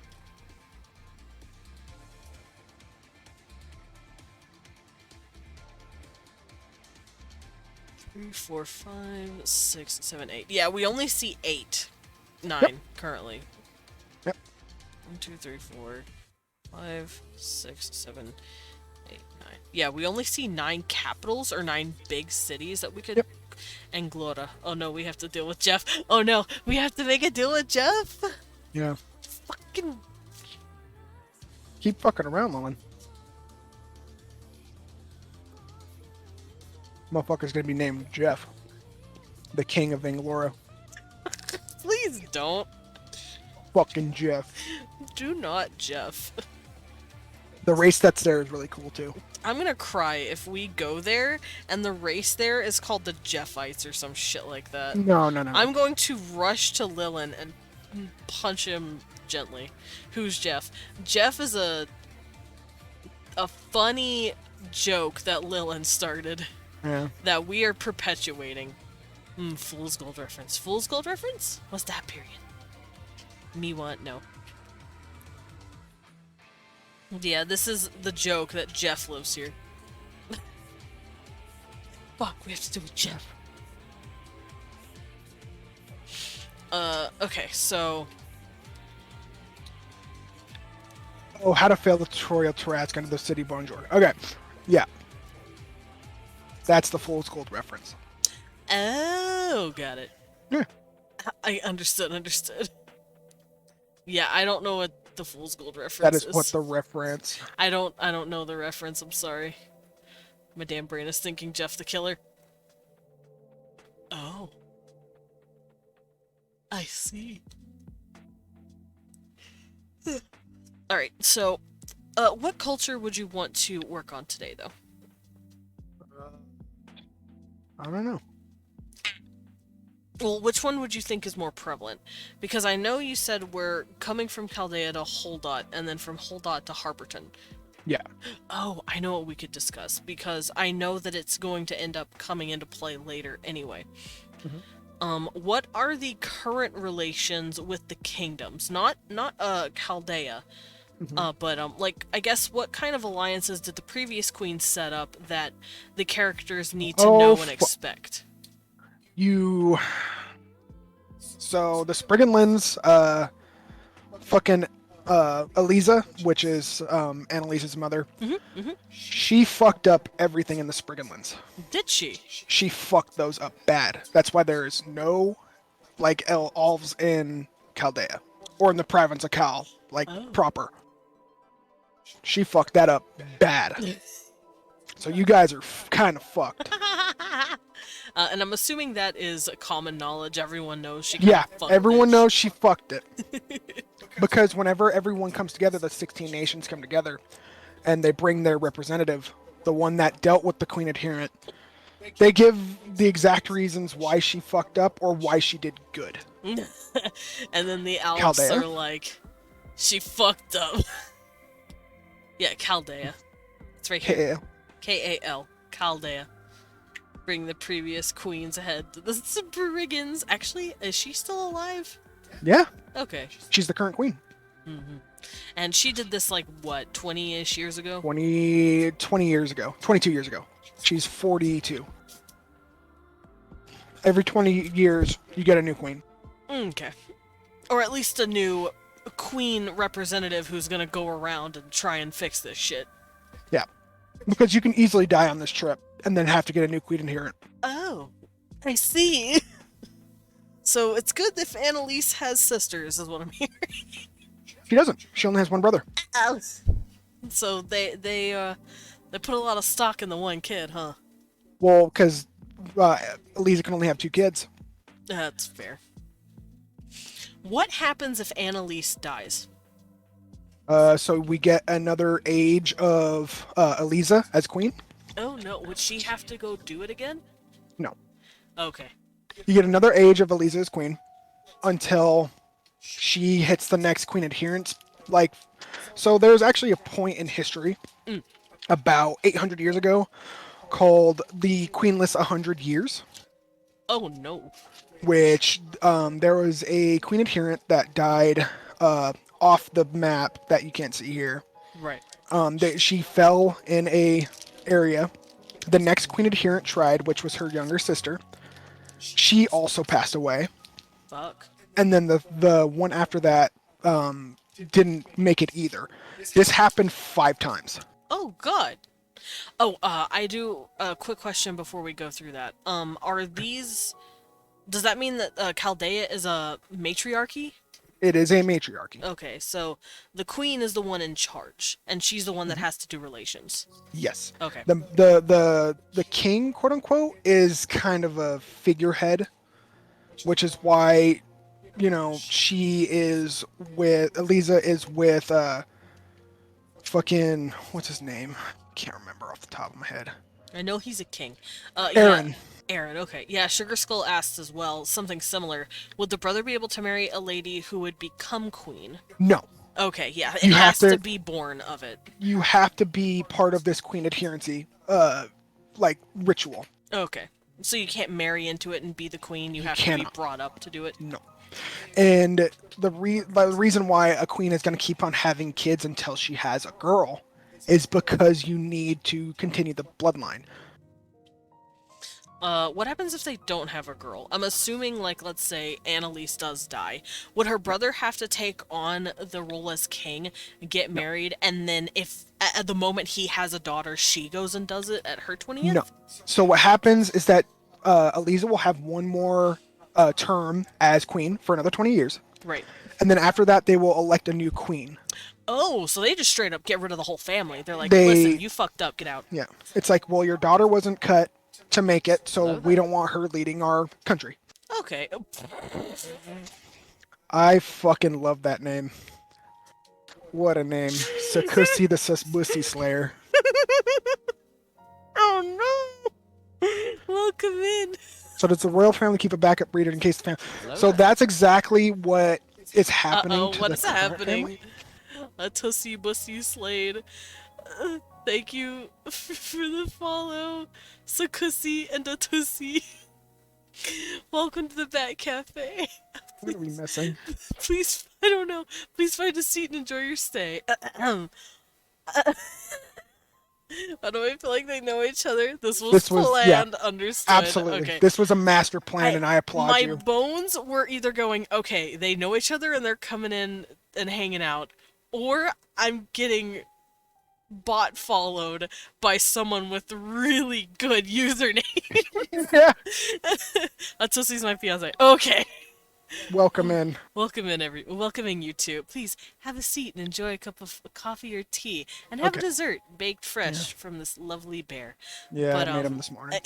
Back to the So- question with Lilin. The royal family keep a backup breeder in case the family line gets cut. Okay, so what actually happened? Eliza, it's not very much of a spoiler because Annalise looks exactly like her, Yeah, she's literally a spitting image of her mom. while Azai, which is his younger or her younger brother, looks like a combination of Eliza and Aaron. So, of course, like people are like, dude, Annalise looks nothing like her dad. What is happening here? What happened with the mom? Yeah. Who's she cheating on with? And that's going to come up later. So I'm assuming Mama has a couple of dudes on the side, possibly, to make sure her line is propagating. Yeah. Understood. And she was feeling sick during Annalise's 20th birthday. Oh no, she pergered again. Gil asks, this brings an interesting question that probably won't ever occur, but still curious. What if the brother was trans or vice versa? So, alters do exist on this world. Oh yeah, they're called alters. Like alternate Yeah. genders, basically, is what it stands for. So alters exist here. I actually have an alter boy in this. Yeah. So, they exist. They are here. And if they are to be in, like, let's say a female from a male, they could absolutely take the queen adherency spot. Okay, so let's say Annalise's brother was born, and then about Was like an alter. 6 or 7, he started showing signs that Yeah. he is actually she, and their Correct. parents went, "Oh shit, we could train her." Yeah. Okay, or if she came up to her parents at like 14 or some shit, and it's like, "Hey guys, I think I'm a girl." Yeah. She would be able to qualify. She would qualify as queen adherent. That's really cool. So it doesn't matter what the biology is; it matters about the identity. Yes. Okay. So if a queen... I mean, naturally, it would run into issues once you start having to propagate for your family. Well, that'd be fine. Just take a lady yeah. or a trans That's dude exactly. as a person, and then just whoop, pop them all out. That would make it really bad then, and kind of detrimental if there was a trans man in the family. Oh yeah. 13-year-old kid comes up saying, "Hey, I think I'm a dude," and they're like, "Don't say that." Wait. The fuck you are. Yeah. So it sounds like there is a lot of. It sounds like there could be pressure almost on some guys to feel like or act like they're ladies in some instances. I'm assuming. Yeah, so basically it's in the royal family at least, because everywhere else it's just like you are who you are, or like your family won't like you because, you know, whatever. It's you know, human nature. It's culturally specific on how Yeah. you're going to be treated. Exactly. So for the most part, if you're in the royal family, if you're in the De La Lune family, so a female becoming a male would be an issue. Yeah. Because now you're taking away the queen adherency. Exactly. But if you're a dude wanting to become a lady, And you absolutely, fuck yes. Like, this is great. Now we have chance too. Yeah. I could see that becoming some sort of cultural pressure on royal men. Especially if, like, they are questioning, or some of them might even question just for the sake of helping their family. Exactly. Because, like, right now, her little brother is like, dude, like, because, you know, his dad comes from, comes from, like, Valheza, the fucking deserts over there. Mm-hmm. That's why, you know, his skin is dark and his hair is dark and it's curly. He's from the desert. He's from the desert lands. So, you know, and Elisa's like a pure Snow White woman. They're like, hold up. Hold up, this don't look right. Yeah. She looks nothing like her father. What happened? Not even an ounce. So they're assuming infidelity happened. They're assuming either that her genes were really, really strong, or no one's actually going to go up to the queen and be like, hey, did you cheat on your husband? Because that would probably get your fucking head cut off. Yeah. I could see that. Okay, but yeah, I actually do have an alter. He is an elf. He's an elf. And his family is the same way. They don't really focus more on matriarchy, but and I don't know if this is strictly speaking for your world, It's just something that I know I came up for his family, but his Right. family has very rigid roles for different genders. Men are typically used for potion and poison making, while women are assassins. And so he was trained to be an assassin, and he went, I want to make potions, though. You're I like, the want to be fuck a you guy, do? and I want to make potions, and I want to hang out with my dad, and I want to have pretty long hair. I don't want it buzz cut. And the mom went, I'm sorry, what? He's like, The fuck you yeah. do? But Here's he... a knife. Go stab that guy. Go stab that guy. He's like, damn it. So, at least one male trying to make the land in Chaldea. There is stories of hundreds of years ago where, you know, a guy will try to just be like, you know what, this whole queen adherency thing is fucking stupid. I'm gonna do it, and then they immediately get executed. Oh god, so a dude tried to do the queen adherency as kind of like a king adherency, like, nah man, dudes Like, I can... am the monarch now. And Yeah, it's like, I can do it. Let me go do the ambassador's quest line, and they went, No. no. Oof, I got booped on the head by an emote. You can't handle my potions. Potions. I'm going into battle. Making poison is really cool, but I don't know about the whole killing things. Yeah, the way he works, his name is Amaris, by the way. I love him. Here, I'll show him off. Show him up. Yeah, I drew this. It doesn't look like my normal style because I wanted to try and learn shading. But, there he is. A boy. And he's a little elf. The wings, by the way, are just an added fun thing. That's not something he actually does. He doesn't. Look at me. He doesn't have. I am the wings. king now. I am the king now. But oh god, wait. Where's that one thing that I drew for Vandal? Hold on. I don't know where it is. Oh no, I might have to better find it. redraw it. No, I'll just redraw it. You better find it. I'll redraw it. You better find it. I won't let you redraw it. I will be the most in the way as possible. Oh no, I don't have it as Eclipse Studio Paint. I think it's a Psy. Yeah, that's before you switched it. Wait, no. No way. There's no way it could have been. Because I didn't make Vandal until after you started doing Paint Tool. No. Yeah. Hold up. Hold up. I know how to. I don't know how to fix this. I know when exactly I started drawing.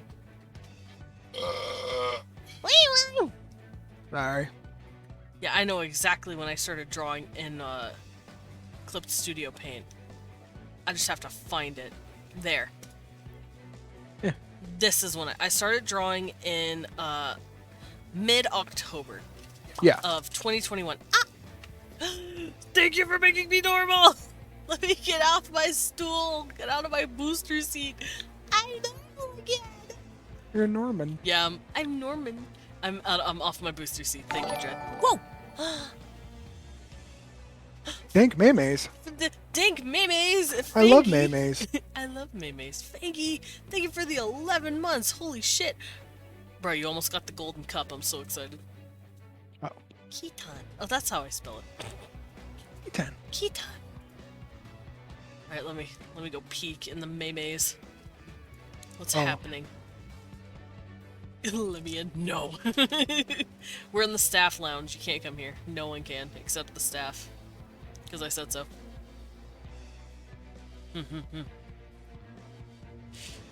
Let me in, VC.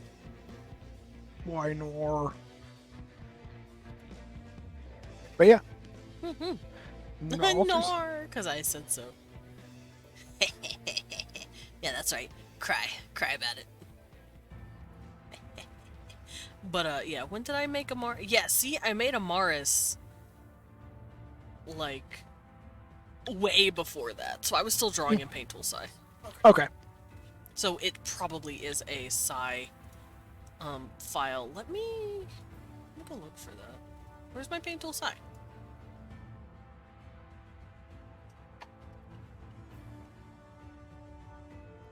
There we go. I'm gonna boot up my Paint Tool Psy. I'm gonna bring it up here. Come here. There we go. But yeah. I made Mars. Yeah, I made Mars. I made it. It's You mine. made Mars? It's me. I made Mars. Why'd you make Mars? Frustrates when the pressure changes to pressure being trans instead of being straight. Oh, how the turntables. Yeah, it's just in Chaldea and it's just the royal family. Mm-hmm. If that makes sense. Because you can be whatever you want to be pretty much everywhere else. Like Phantasmo, there is no genders. The Phasmites don't have them. But the spirits don't have them either. It just depends on, where you're from and what you're doing.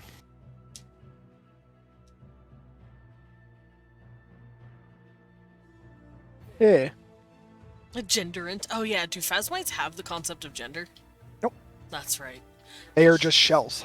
Yeah, They're just, yeah. Do you want to talk about the Phasmites and what they are exactly? So Phasmites are dark-shelled creatures. They don't have mouths, yet they can speak. They have usually like burning red eyes, with fucking barely any white sclera. They look kind of intimidating when you look at them because they're usually anywhere between like 6 feet to 8 feet tall, depending on how large their shell grows. Yeah. Elders can get up to like 15 feet.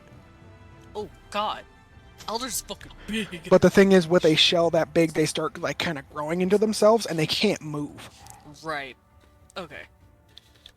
How do they eat food? They don't need to eat. Interesting. My ear itched. Sorry about that. Yeah. It's cool.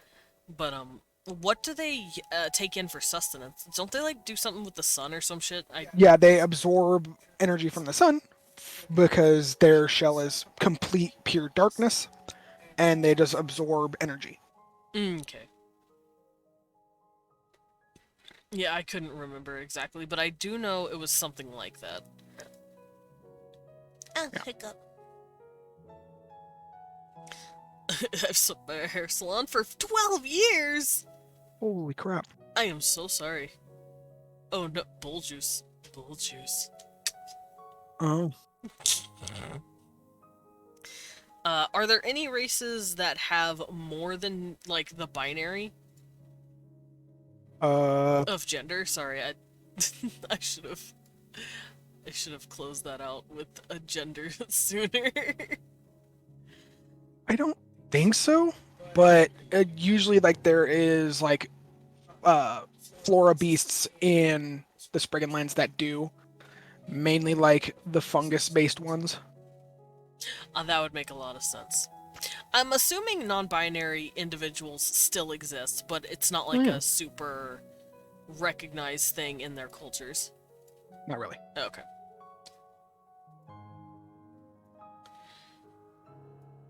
Also, I do know that altars are treated differently in different areas as well. So, as we discussed in the Homan territories, at least in the royal family, it's seen as like a really good thing if you are a woman of any kind, whether trans or cis. And you're kind of fucked if you're a guy. Yeah. But what about just the Homans in general?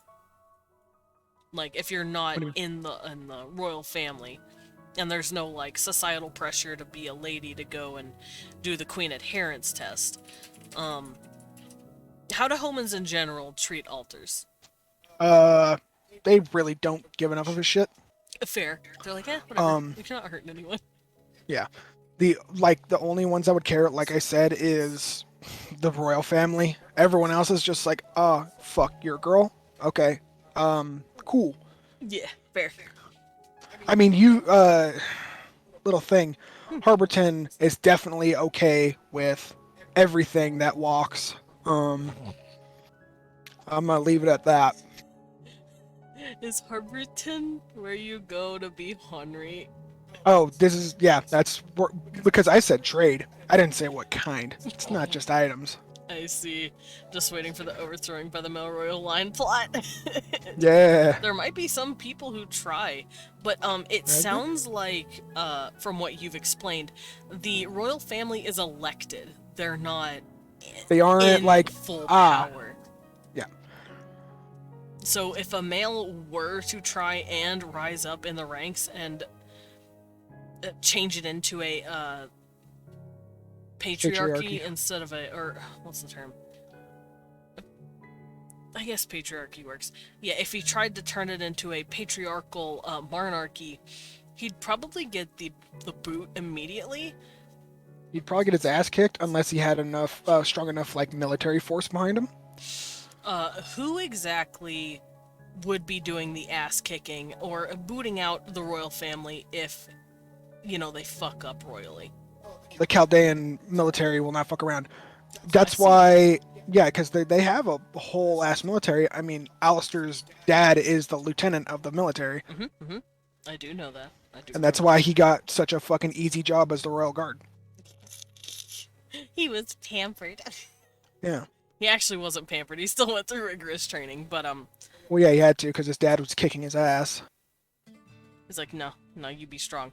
So, if that's the case, does that mean Chaldea's power system? It's not held strictly by the royal family. I'm assuming the royal family, they do have some sort of power. Yes, the royal family has a lot of power, but a lot of the power also comes from a lot of like scholarly people, like keepers of magic, so stuff like that. Because you got to keep your fucking traditions in check. Mm-hmm. Are these people kind of like the council members, I guess? The syndicate. Hey, could I have one of those? Oh, one of these? No. Oh, one of these? Yeah! Sharon snacks. Thank you! I saw Wee One had a Rice Krispie treat and I wanted one. Yeah. How much influence does the military have? Gil asks. So they aren't the strongest military in the world. It's more like a sect of town guards and then like a fighting force that's employed by the queen. It's alright. One tea. Alright.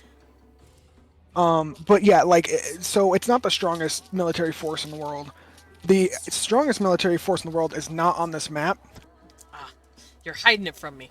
Yeah. I guess I understand. But Chaldea does have a pretty strong military. Not the greatest. Mm-hmm. Well, in terms of the power structure of the city, how much power do they have? They have an okay amount. Not like, the monarchy or Right. the syndicate. They have like enough power to get by. I have a question. I have an answer. Who has the authority to kick the royal family out? If they fucked The syndicate. it. Okay. What is the syndicate? It is a table of 13 different like wizards and mages. That they talk about everything, like they talk about the balance of the world. Okay. And they basically make choices for Chaldea proper. So they're kind of like the true council who make the laws and shit. If the military wanted a coup, would they? They wouldn't want to, because they get, treated well. But definitely if they try to make a coup, it would probably get quashed down by the syndicate because, magic is kind of strong. Yeah. So I'm assuming there's checks and balances between the physical might of the military and the magical might of the syndicate. And that's why Chaldea is known as the spell sword fucking capital of the world. That's why Annalise is a wizard. That's why Alistair's a fighter. And there's nothing really outside those in Chaldea. Understood. So you're either one or the other. Or both. Or both. A hybrid of both. Yeah, I mean, fucking, you can become a knight and, start training towards being a rune lord or fucking being a sword saint from a swordsman. Mages can honestly become a spellblade, arcane knight, shit like that. Arcanite. I like that Pokemon. I'm teasing you. I will fight you. Time to await the syndicate infiltration plot. Oh yeah, how do they go about choosing a royal family? So whenever there's a new royal family that needs to be chosen, the syndicate will sit together and they will be like, okay, so we need a family with, good mental prowess and good physical prowess. So they kind of choose between that. They usually choose families that are good readers, good writers, brainiacs. Right. Also, Dread, thank you for the 6 biddies. Oh my. Because even though Eliza is a, queen, she's still an accomplished mage.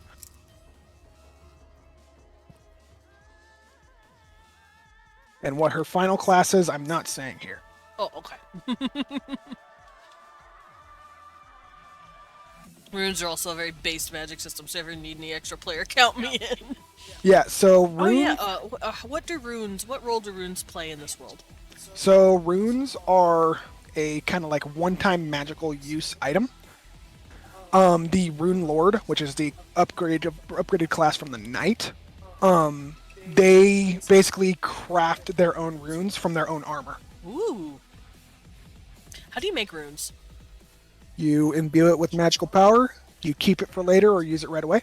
Okay, can it be any material, or does it need to be a certain material? So it depends on the spell.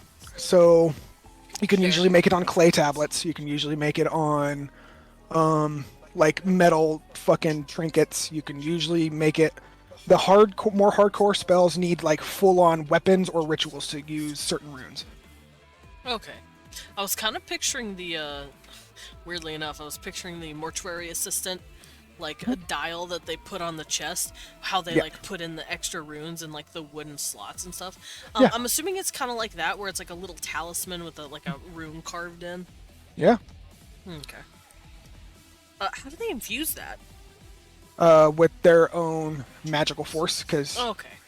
So they just put their intention onto the tablet? Well, now that everyone can kind of use magic because of the nice plinths that the Homans put fucking eons ago, excuse me, there's different, like, ways you can kind of, like, put your influence on things, especially if you're a different, race than a Homan. So not only Homans know magic. Loros asks, I like using the Rune Knight, so is there a system where someone could make runes more permanent? Okay, yeah, so, for example, this is like a little bit of class spoilers, but I guess this doesn't matter. So the Rune Lord actually has 2, like, soul runes that they can use. Like, they basically shove that in themselves whenever they become a Rune Lord. So you can either go Treptok or Medega, and basically Treptok gives you the ability to kind of be tankier, turn your blood into iron, stuff like that. And then Medega basically lets you fucking use shadow magic and chains like that. Okay. Also, Yuridi, thank you so much for the subscription! You are now a cafe regular. Hello. Hello. I hope you enjoy all of what that has to offer, especially your emotes. I drew them with love. Ugh, I just broke my back. So, when you say they have to embed the runes, do they have to do it on their person or like their armor? So the way you become a Rune Lord in this world is that you actually have to rip out your sternum and put in a brand new piece of armor where it was. Jesus. I'm just gonna rip out my... Where's the sternum? Hold on. Right here? It's right in the middle of the titties. It's this bone. They take out the solar plexus? Yeah, right here, you take out this bone, and you replace it with metal. That is imbued with the seal of whatever magic you're using. That's hardcore. So, okay, for those who don't know what bone we're talking about, here's the rib, here's the bone, here's the collarbone, here's the rib cage. I mean, it's not worse than a Phantom Knight. Phantom Knight, you'd have to literally die. There's the rib cage. This is the sternum. They ripped this fucker out. Do they have to, like, keep a very interesting balance of, hey, let's not have the rib cages? Nope. They just put it in. I know, but they'd have to do something to make sure the rib cage just does not collapse in on itself. So by that point, but by the time you become a Rune Lord, you're really good at magic, so you can just hold it open. Yeah, it took away their titty bone privilege. What is this? Okay, so they've learned how to do that. Yep. They're accomplished at magic. At least because a knight kind of think of like Final Fantasy 1 fucking knight, which is like you can use some like support spells, Yeah. but you're for the most part a fighter. Okay. And this new permanent sternum rune that they put in. Yep. Wait, do they like replace it or do they like They replace it. carve it into the bone? Nope, they replace it. Okay, so they just straight up remove that shit. Yeah, they get rid of it and then they put a new metallic piece there. Okay. I'm assuming they just use magic to make sure your shit does not collapse upon you. Pretty much. Okay. Yeah, because I was thinking about that. I'm like, how the fuck would they make sure? But clearly they know how to. They know how to do it at this point. I'm sure. Yeah, like each class has their own way to become the next step. Does all of it include? Does every single one include No, some sort of body? no. Like, A lot of it, like from warrior to berserker, is just be angry. oh, okay. That's get it. more angry. Do it. Do it. But like from warrior to dragon knight, you actually have to make a pact with a dragon. Oh, okay. Loro says bull takes away your pelvis privilege. Oh no. Whoa. Not my pelvis. You get away from my Pumbas. My Pumbus. Yeah, don't hurt my Pumbus. I need that. Yeah, you stay away from my Pumbas. Yeah, Rune Lords are hardcore.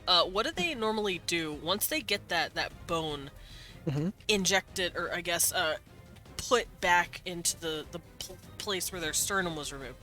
What does that give them the ability to do, and why does it need to be inside the body? If you can tell us.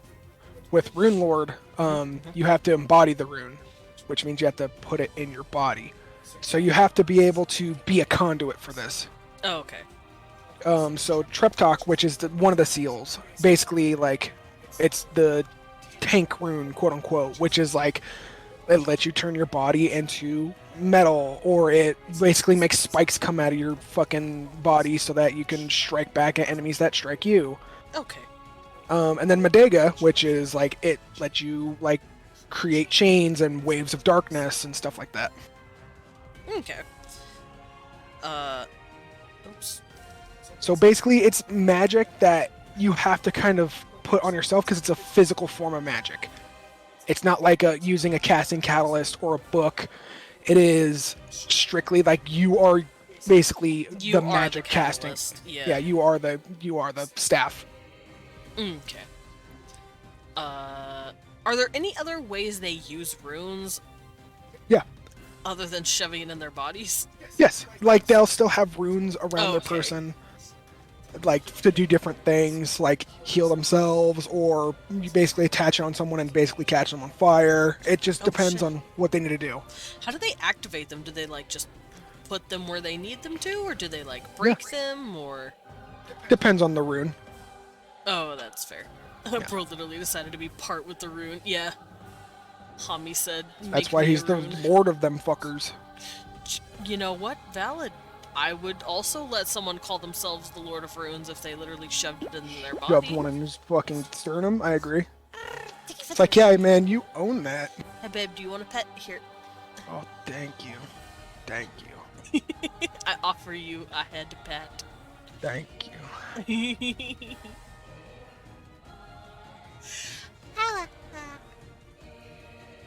But yeah, there's 6 base classes. There's the fighter, the thief, the mage, the cleric, the monk, and the archer. Mm-hmm.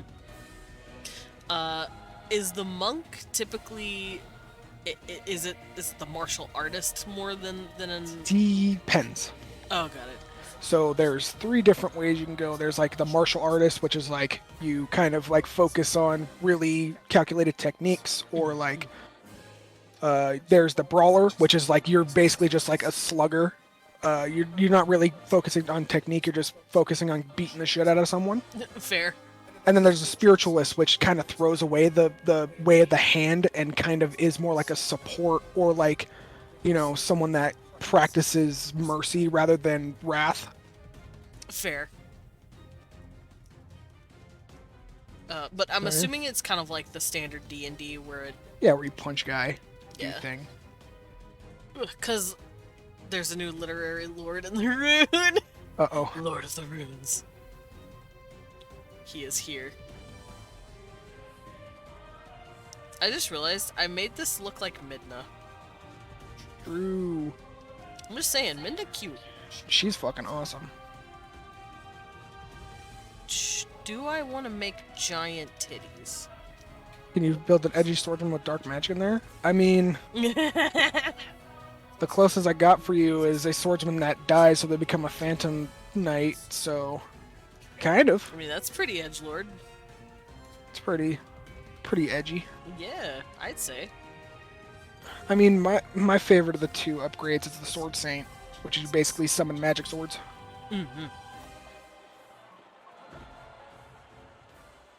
Oh, there we go. Oh, titties. Yeah, titties. I'm here. I arrived. Good heavens, I'm arriving. Yep. Putting explosives, it definitely can happen. You just put an explosive on your on one of your enemies. Just like catch, bitch. Blam! Blam! Yeah, like you basically have a have hand grenades in the form of runes. Yeah. That's funny. Sounds like a Gilgamesh wannabe. Summon magic swords. Oh yeah, is that a Fate reference? I'm assuming that's a Fate reference. It's probably a Fate reference, more than likely. But yeah, you just summon Swords of Light to come fucking help you out. Either attack more times or to block shit.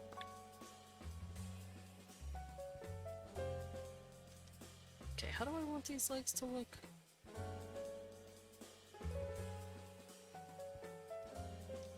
Sorry, I'm struggling with goblins at the moment. Goblins. Yeah, you know I'm gonna make her a cute slime girl. Yeah. Yeah, summon sword, go brrr. Summon sword, go brrr. Okay, so I want to ask about Alistair a little bit. Go for it. Alistair's a fighter. He sure is. What options will he have later in life? So, as he levels up, he'll get access to warrior, knight, or swordsman. Okay. I'm not sure which one he'd go. I feel like he'd go knight. Yeah, but he seems like a knight. Yeah, but I'd have to see like what he goes through, cause like he could easily swap on me. Cause I can predict he could go knight, but then he could just go, no, fuck you. Like, Yeah. Get a Babylon, go whoosh, bam. Does the amount of magic in a rune and the size affect the potency of a rune's effects? Ow, Yeah. ow, ow. Thank you, Jed, for the 10 putties. And that's why runes are kind of dangerous, because they can be put on just about fucking anything. They could be put on something as small as like a little clay tablet or like a fucking, container like this. Or I picked up a dice container like you could fucking see it. But the thing is that depending on how big the object is, that's how much magic you can stuff in the bitch. I am now little. Per usual. Oh my gosh, you can't even look over the podium. No. I can't see. Guys, I can't see. Oof. Thank you for giving me uppies and putting me in the chair we went. You're welcome, booster seat. Yeah, thank you for my booster seat. Time to force them to reenact the Geneva Convention. Yeah. I So- was big for a while, it's fine. Yeah. It's like what, like a good 20 minutes, 30 minutes? But I mean, to get there, to become a rune lord, you have to go through a lot of shit. A lot of shit you have to do I'm to become a assuming, rune lord. like, it's a lot of magic training? Well, yeah, because as a knight, your two paths are either paladin or rune lord. So one of them is kind of like more of the same. Like, yeah, you're already doing holy magic. You're already doing, getting in the way and protecting stuff. Yeah. But rune lord, you have to kind of take a different approach. And yeah, I don't know if Alistair would ever be able to be a rune lord. no, he doesn't want to rip his own sternum out. Well, that and he can't read. He can't read. It's kind of hard to fucking spell shit when you can't read or write. Yeah. Okay, so hear me out, guys. My boy don't know how to read. Alistair is actually illiterate. He wasn't really taught how to read. He doesn't need to. He was taught how to swing a sword.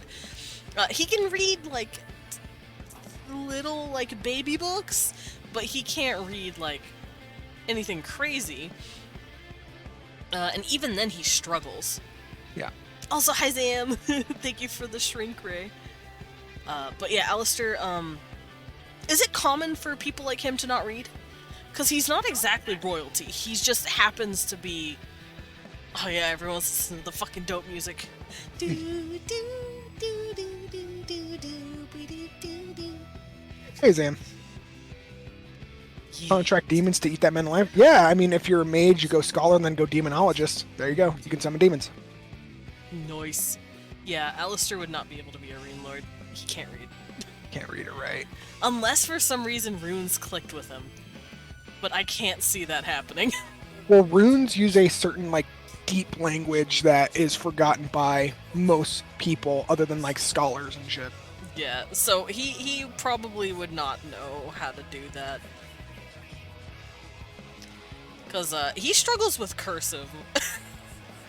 Everyone struggles with cursive, dickhead. Cursive? Cursive's evil. Cursive makes his eyes hurt.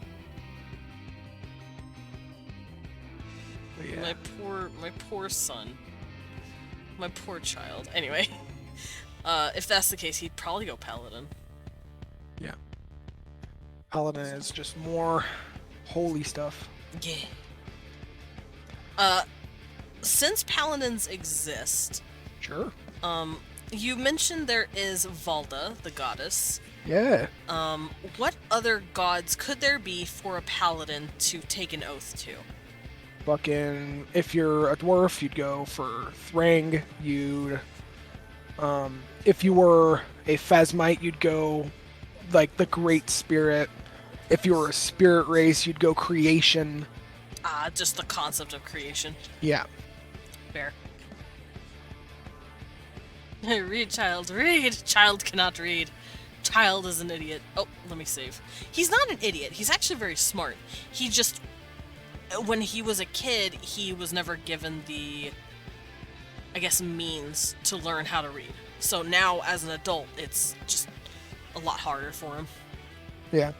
Because he's like, what, 23? He's be 21. 21? Okay. Yeah, he's He was born a year before, Annalise. Oh, sweet summer child. Yeah, he's an old guy. Hello, we want a Desmond. Uh-oh. I see small booba person. Yeah, it's a goblin. Goblin. But they're called Gelblins. So we're here today with Leon. Look at him. Look how cute he is. And we are discussing his D&D campaign world. And he reminded me of a race of creature that I wanted to draw. The creature is a goblin, but it has the name Gel in it because it's a slime. It's a slime goblin. Yeah. So I'm making a slime goblin. And you have him to blame. It's me. I made this creature. What? I knew you'd fucking lose your shit. Yeah, they're cute little slime goblin girls. Joblin. Gelblins. They're not always girls, but So this one is. he's drawing the girl. Yeah. This one's gonna be a girl. Why? Do you want me to give it pee-pee? No, don't draw peepees Bam on. boy! Joblins are creatures of chaos, but I'll think about it. Oh, Sorry. oh, I'm thinking you're so cute. You know how they have the big cute ears? What Yeah. if their ears have like little drippies? Like Yeah, this? drips, because they're Aw. still goo creatures. Like their ears have little drippies, like this. Yeah. Aww. Sorry, I just got really happy. Amy, fanboy! We won. I need to be allowed to make Gelblins. Oh, Leon, I feel like the door's gonna be difficult. Oh, for the quest? Okay. With that, you told us about their deity. I think I see a problem in their quest. Uh-oh. Yeah. So, like, Valda is the main goddess for human civilizations. Mm-hmm. Thrang, male, fucking, creator of all, leader of the righteous. Mm-hmm. If they get into a religious off, they might be a little fucked. A religion off? Yeah, if they start like comparing and contrasting religions on who's like good or not good, Oh yeah, that would be that would awkward. be. And the fun thing is, there's only so much that Alistair can do.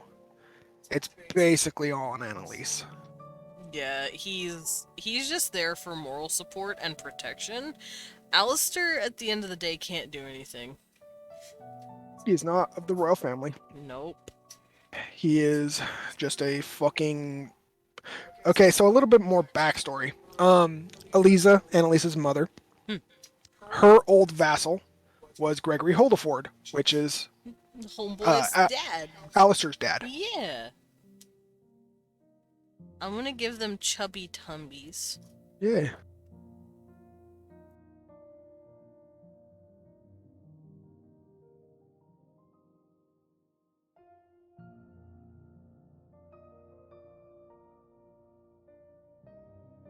Hello? Oh, I see. But, yeah, I'm gonna give them chumby. Are they chumby? I mean, they're goose, so they can do whatever they feel like. Fair. I just like chummy tummy. It's cute. It's nibbleable. And I think their ears wouldn't be that pointed since they are goo. Mm. So they'd probably be a little bit more droopy. Kind of like a drippy one.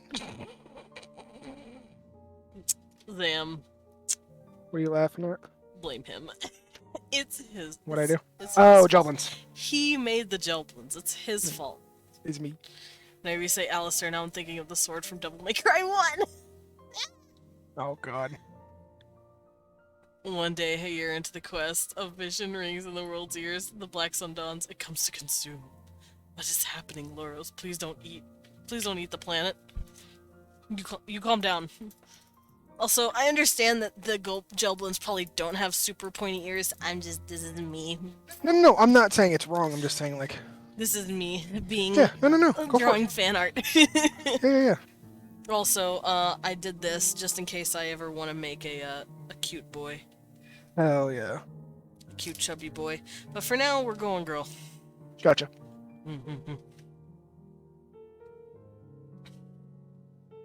But yeah.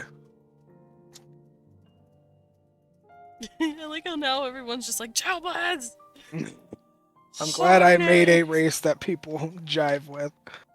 Babe, this is a... Bamboons are cool too, guys, right? Are bamboons fuckable?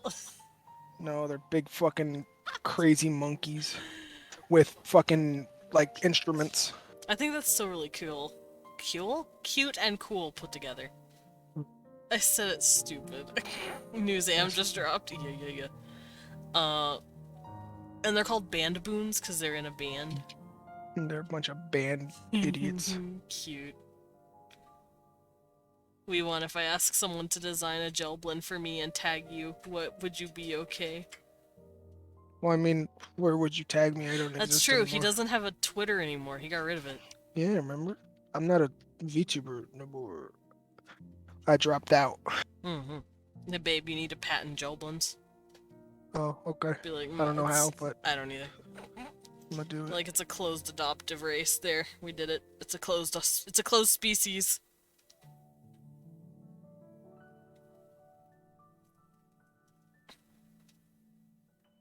How do I want to do the arms?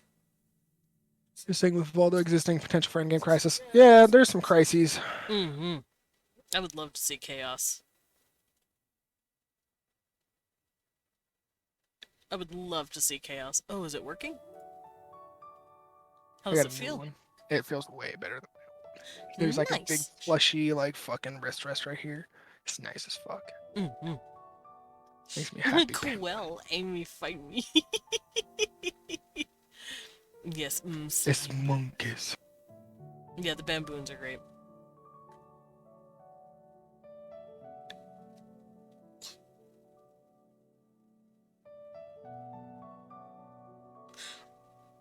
I kind of want to ask about Harborton, because I know that's where shit's gonna start happening.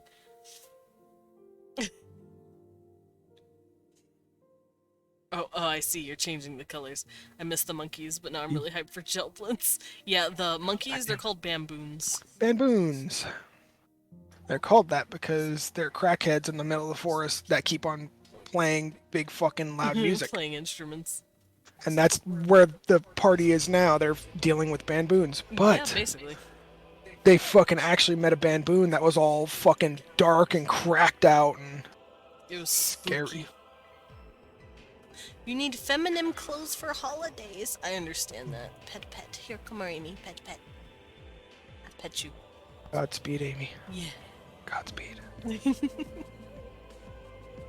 Ellie, How's it feeling? what? Really I nice. see. Is mayonnaise an instrument? Yeah.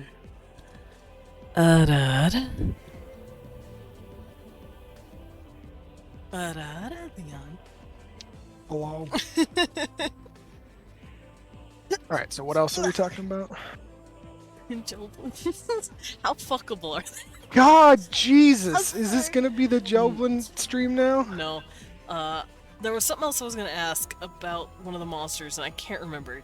Bamboon? No, Swagan, I think. Oh, Swagan. Yeah. So Swagan clearly show that the monsters can be Sentient. sentient. Are all monsters sentient, or is it like certain degrees of sentience depending on the creature? It depends on the creature, yeah. Okay.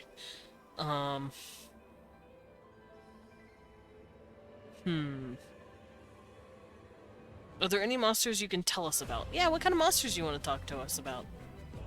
So yeah, there's the Houndle that you guys fought. There's Gelblids, which everyone's fucking freaking out about. There is the Bamboons. Well, they They're- look like baboons, right? They're like baboons with big old fucking instruments and stuff. Are the instruments something they made, or did it, like... They make them. Oh, okay. Like, you know, Alistair got a couple of bamboo shields, which are basically like symbols. Yeah, I do know Um, he had shields. yeah. That he got from him. Why do they make the instruments? Because it's just Hello what they want to do. Understood. Oh, hello there. Gig and Shake. Hi. I recognize that name. Welcome in. Look into the Bat Cafe. Please find a seat and enjoy your stay. Wah. I also know that the Swagan are kind of sentient, a little. Yeah. 'Cause They at least can come out of the water and be like, hey, man, don't. And then you're just Hey, like, oh, hey, don't attack me. I can't remember how it started. you guys were fishing. And then he caught the fish and he tried to take it. A Swagan saw a fish that was on your line, tried to take it, tried to jump out of the water with it, And But then saw Alistair's you all, guys? that's my food, man. and he's like, oh, fuck, I'm sorry, please don't hurt me. And you guys were like, dude, we're not going to hurt you, relax. Yeah, Alistair was... I think it's because, humans are so used to probably stories of, like, creatures that are, just mindless, senseless, wants to kill them, which is definitely true when it comes to, like, that giant blind dog thing. The Houndle. Yeah, that creepy houndle thing that's walking around. But, at least I'm assuming that thing is full feral and you can't talk sense into it. Yeah, that thing is fucking horrifying. But with... obviously the Bamboons clearly have enough intelligence to make their own instruments and play them because they feel like it, they want to. Yep. Whoa! Awooga! Right now! 13 months! Holy shit! Hell yeah. Welcome in! It's 13 months! It's my favorite number! Waiting for King Louis Banbo, who's playing big band drums. Oh yeah, is it kind of like Rillaboom? Kind of, but there's different instruments rather than just drums. I mean, like cymbals and flutes and... Yeah. Hey, Riza, how's it going? But yeah, there's all kinds of instruments they play. They just depends on the one. Thank you for the 14 biddies, Drad. Ow, my head. Hit me with the nut. Oh, there they go. Your nuts rolling across the floor. He's the red beard. Oh, okay. Come all the way over here. See, they We're work. That makes fine. me so Oh, happy. Hold on. Okay. Don't worry about Yeah. it. I've got some sort I of will thing pick him set. up first. Nah, Well, I does got Mark it. do it? Oh, fuck. Right now. Fuck it. Jesus. What about the fish? Okay. Hey, Uh-oh. friend. Hi, Bob. What happened? Uh-oh. Getting fucking pummeled. Oh, I keep getting hit in the head with nuts. King and Louie from Jungle Book. Yeah.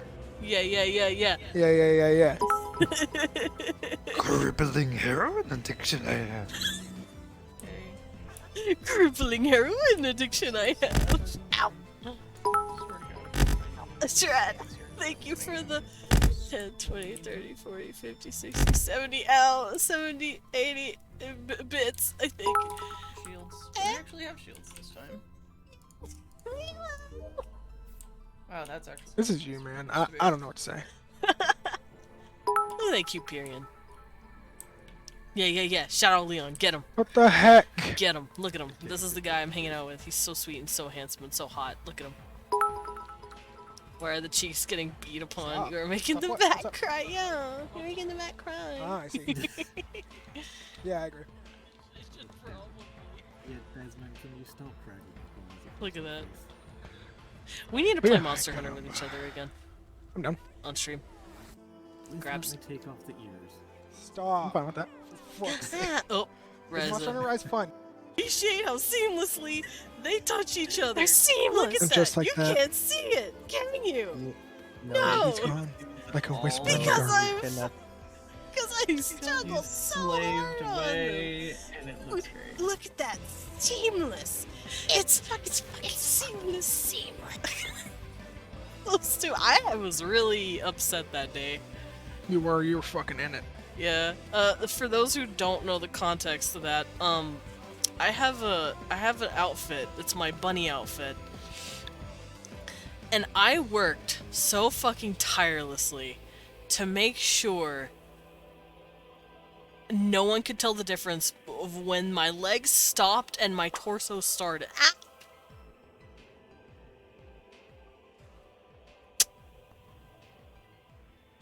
Now I can show you. Yeah, oh, hello. Yeah, see, you cannot tell the difference. You can't see where it starts and where it ends. Because I made that shit fucking seamless. And that was the joke. I was real upset. I did it down here too. Look at that. Yeah. Because do you know how hard that is to actually get those lines down here to line up? Looks like a pain in the bitch. Oh, it was a pain in the bitch. It was absolutely fucking terrible to do. But I did it. Here I am. It's me. It's you. Who is it? It's me. It's me. Blam.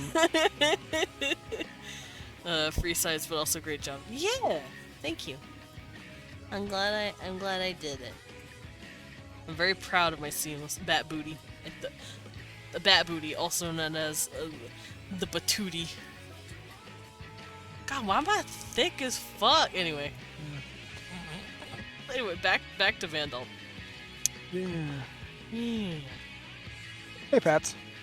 Hello, Pats. We are here today discussing World. Currently, we're on monsters. We went over a brief summary of the history as well as the interactions of the different races.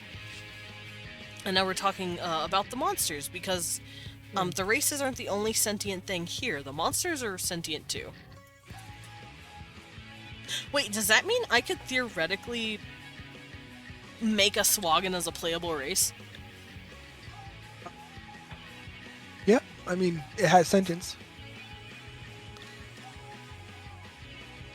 That's interesting. That's why I remodeled the cafe to a fucking bakery. God damn it. And then some other monsters that I have that you guys haven't found yet were the Bipentes. There's Penties? Bipentes? Bipenties? Bipentes. Penties. I keep hearing panties. Craghead. Bipentes is basically two-headed snakes. Oh, bipenties. Yeah. Okay, I get that. Yes, gelblins. Playable gelblins. Every fucking person in here wants playable Delvins now. Yeah. Yeah, Bipentes. Bipenties. Okay, instead of serpent, it's bipent. Yeah. Oh, we could also discuss the Aguni. I know a bit about them and I Yeah. love them so much. They are another playable race, technically playable race. Them by panties be slithering in their panties. God damn it, no. Congratulations, you created perfection. Yeah. What are you talking about? Are you talking about anything else I created or just the Joblins? No, they're just really excited for Gelblins. I knew it. Let's hear me out. Short stacks, goblins. You know what goblins look like. Yeah, You know they're fun. I do. People are also really into slime girls. I'm not, personally. It's basically both in one. Yeah, it's both in one. I fucked up. You did I just- fuck up. I just wanted to create a cool new original monster that you fight. Yeah, it was, and now it's horny. You forget, this is a monster fucker channel. The Aguni or the Scalies, got it. Almost. Yeah, so Aguni are I love basically just think like whole ass lizard people. them. I love them. Are they kind of like the Argonians, or are they more snake-like? They're way more snake-like. Yeah, They're that's what I very figured. thin, very scaly, Yeah, because I know the Argonians look kind of like, what is it? more humanoid. No, they look kind of like humanoids with like iguana features, Yeah, while the Aguni have more like a really snake-like face. And I'm assuming they have like longer necks, longer limbs, a really long tail. Yeah. I know you said they had arms and legs though, Yeah. even though they look very snake-like. they're very snake-like, but they have real thin hands and legs. Mhm. So they can still punch, they can still hold weaponry. They're just super, like, long, thin things. Do they have to use certain types of weapons in order to get shit done? I mean, they could hold, like, home-in-built weapons and stuff like that. It'd just be a little awkward for them because it'd probably be too heavy for their hollow skeleton. Yeah, fair. Oh, they have a hollow skeleton. They do. Because some of them have actually adapted to fly. Oh, they can fly? Some of them do. Oh. Can I know how? Some of them just have, like, webbed appendages between their arms and legs, and they can just kind of catch the wind. Oh, that's fucking cool. They fly But- now. They fly now. They fly now. I'm glad that you're increasing the boob size. Boob slider up. Yeah, I upped the boob slider. You're welcome. Seth Rack from Warcraft. Kind of. Except not as, like, weirdly top-heavy, because they're not, like, Cobra-like. That makes sense. Yeah. I think they could be Cobra-like if they're from, like, the desert area. Oh, like the super scorchy deserts. From the fucking Valheizan Desert or Fenjal's Desert. Anywhere there. I could draw them next after I'm done with my Joblin. Yeah. But yeah, like from there, they'd probably be like more Cobra, more top heavy, more, like fucking vicious. But a lot of them are kind of like really lithe and small. Okay. How tall do they normally get?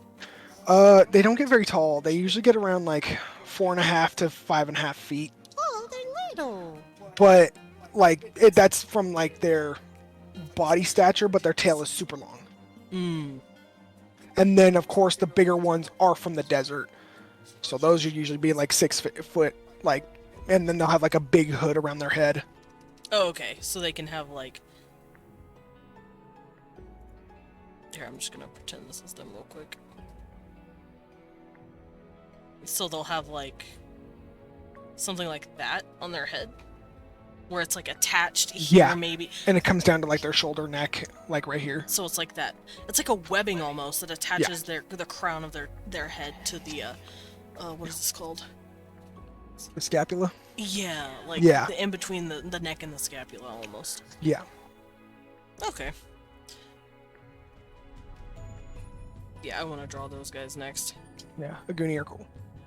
Yeah, the Aguni are one of my favorites. The Phasmites are also my favorite, even though I know nothing about them.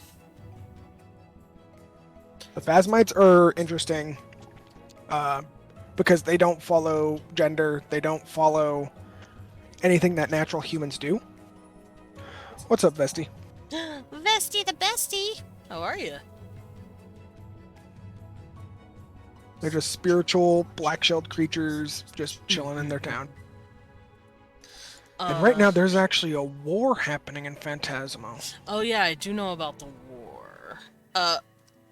This is just me asking a personal question because I want to know. Go for Is Annalise gonna be able to try and stop the war? it. Because I know the war is between the Phasmites and the Homans. It is between Phantasmo and Chaldea. Yeah. Is she gonna be able to, like, stop it? Or is it just something that's out of her control? I mean, nothing's out of your control. It's goddamn D&D. True, but there Motherfucker, are you some can- things out of our control. I know, but We're only a small group of people. We might not be able to get through certain stuff. make a grave of Agoonies in the cave and calls them the Agoonies. God damn it, no. Yes, do. Oh no, Amy, I'm sorry about your sock. Not so great, but it's okay. Oh no, I'm sorry, Bestie. I hope everything sorry, gets Bestie. better. Come here, you get a pet. Yeah, buddy. There you go, bud. I'm sorry you're not feeling so good. I'm sorry stuff's not working out. But hopefully things get better. And yeah, stream's going good. We're world building. Specifically, we're discussing Leon's campaign world that I get to play in. Yeah. And I may or may not be trying to hound him. Oh no, I'm sorry, Aw. Vesty. I'm sorry, Break- buddy. Breakups are never fucking easy, dude. Holy No. crap. I'm so sorry. Hi, Con. Hey, Con. How you doing, buddy? Don't look on screen. Don't look on screen, Con. Don't Yeah, look. Don't don't look at my perceive. sense. Don't perceive. Do not look at my sense. Don't look at it. Don't look over here. Don't look over here. Anyway, back on track. So, why exactly is the war happening? I'm assuming the Homans know, at least, because the Chaldean Homans are the ones fighting them. Right. So what your characters would know is that they're a threat to some kind of security. That's it. That's all. Especially That's- Alistair, Yeah. since he's part of the Since he's part of the military, he knows that there is a threat in Phantasmo that needs to be dealt with. Is that- the threat that's about it. Phasmite related? It seems to be. Do they know? Do they know if it's an actual Phasmite or if it's something else there threatening the Phasmites? It is unknown. Well, I'm assuming then that they're gonna learn about that later when they go over there. Yep. Okay. They'll get the crash course of the fucking The the war. war. Oh, hello. Hi, God. Don't look. Yeah. You're looking at You're looking at the fucking favored race of my fucking world. Oops. They're just the intro monster. They're not the fucking focus. Oops. Well, they're the focus now. Phasmites are shapeshifters, liches, or a different religion. It's something. Yeah. So yeah, Phasmites these are are cool too. Con. Since you weren't here, these are Gelblins. They're goblins that are also slimes. Good taste. So they're called Gelblins, and I love them. And they're drippy. They're drippy boys and girls. I'm sorry. Uh-oh. And now Sam wants to make one. Oops. Oops. What? Anyway, so yeah, so the war in Phantasmo, they're sending fucking dudes out there. Yeah, I do know that there are a couple of characters that I've actually seen that have gone and have come back from That war. this area. I know they were calling it like the Valesian War or some shit like that. Yeah, Valhesian War. Yeah, they're There's the coming here specifically. it's also called the Hellsand War. It's called the fucking War of Winds. There's just a million things. Fair. Yep, Phas tied to ghosts and stuff. Yep, basically spirits, Mhm. but not the kind of spirits in Shulong. Stay on your toes.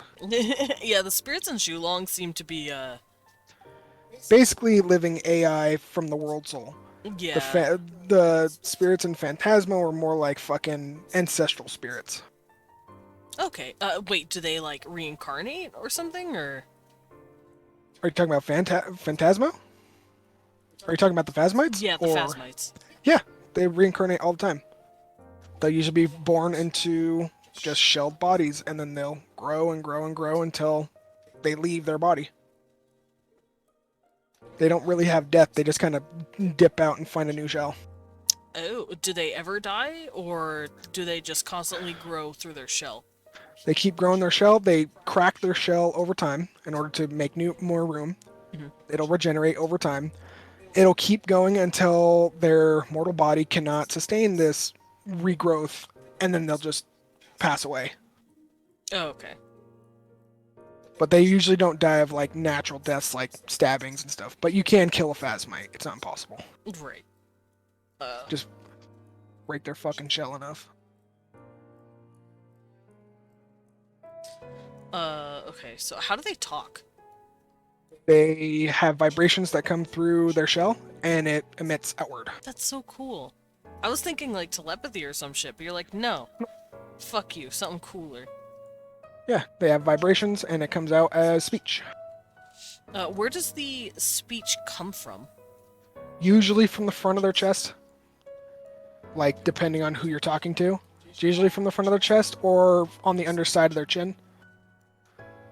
They'll have like a little vibration hole That's really to cool. let it out. How do they make these noises? Like, is it something, some sort of organ on the inside of their fleshy parts? So they have a... Because I know we have, like, mouths, but Yeah. I doubt they have mouths. If they have that hard black shell over it, there would be literally no reason to evolve that. There is no mouths. There is no, like, fucking... There is no, like, digestive system. There is none of that. They just, like, basically emit vibrations through their shell, and then it's released out through one point. Okay. They're basically like little bells on the inside. Bells?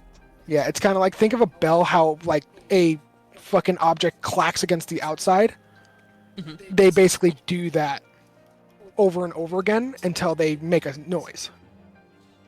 It's like a piano almost. And they've learned how to talk with that? Yep, for thousands of years. That's crazy. Cleaforts, but more humanoid. Kind of. What's Clipports? Clifforts is from Yu-Gi-Oh. Ew! Yeah. They're more like the Orcists. If that makes sense. But they're not like made out of like fucking instruments and shit. Yeah. They're just black shell creatures. And you said they have, like, just glowing eyes. They just have like big old like eye holes, and that's about it. Oh. But a lot of the people in Phantasmal actually cover their eyes so that they have no worldly ties. Ooh. So you'll just see, like, a bandage and, like, glow inside of it? Yep. That's pretty cool. Then, if that's the case, how do they see? They use vibrations, and it comes back to their shell, and they're able to kind of like triangulate stuff that's around them. It's all based on sound. Interesting. Does that mean sound is very important to their culture? Yeah, sound is pretty much everything to their culture. Okay, how does it shape the culture specifically? Like, because I'm assuming those kind of people would have something, like a lot of wind-based and sound-based, audio-based, yeah, like wind chimes and stuff. Yep. For like architecture and shit. Yeah, so it's all like, yeah, it does look a lot like wind chimes. It does look a lot like those like wooden talismans that kind of clack against each other, like as fucking, you know, like throughout the streets. Basically, everything needs sound so that they can see at all times.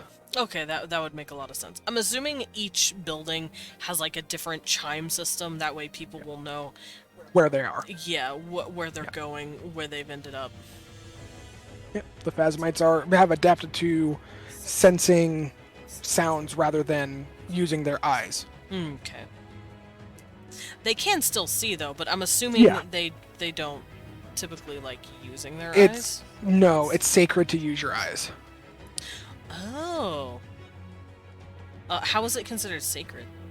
Because the first and last things they see is life and death. So that's why they kind of don't want to use their eyes, because if they are going to see anything, it's going to be their death. That's their belief. Oh, okay. Do all phasmites believe this, or is it like specific It's- cultures? It is the main belief of the Phasmites. A lot of them don't really, especially ones that are raised around humans and other races. They'll be like, "That's fucking stupid. We have eyes. Like, why aren't we Stupid, going I to use want it? to use my eye. Like, why aren't we going to use this? It's fucking ridiculous." Oh, It just depends. Gil asks, how would their buildings look to an outsider? For the most part, very open and rudimentary. There's not really locks in Phantasmo. If you're even able to be allowed to enter Phantasmo. They are very, very protective of their sacred land. So if you are allowed into Phantasmo, you definitely would see a lot of like open homes. It's not really, there's no locks, there's no doors, there's no windows. It's just all open. I'm And assuming that's- that's because they're extremely trusting of each other? They trust each other, and they need to eat all the time. So if you have a close home, They need open space, otherwise they're not going to get sustenance. Yeah. Understood. and then a lot of their buildings and stuff can move, but they usually kind of sit in one spot to kind of, be like, this is my place, this is where I stay. But it just depends on the Phasmite. Okay. That would make it pretty difficult then if they are in another culture, in another civilization where they don't have those kind of accommodations. No. Yeah, like if they're not within the sun for fucking minutes at a time, like that's why they really don't make good dungeon dwellers. Because they need to be near a light source. They need to be somewhere where they can kind of keep their energy up. Yeah. So okay, I'm actually really curious.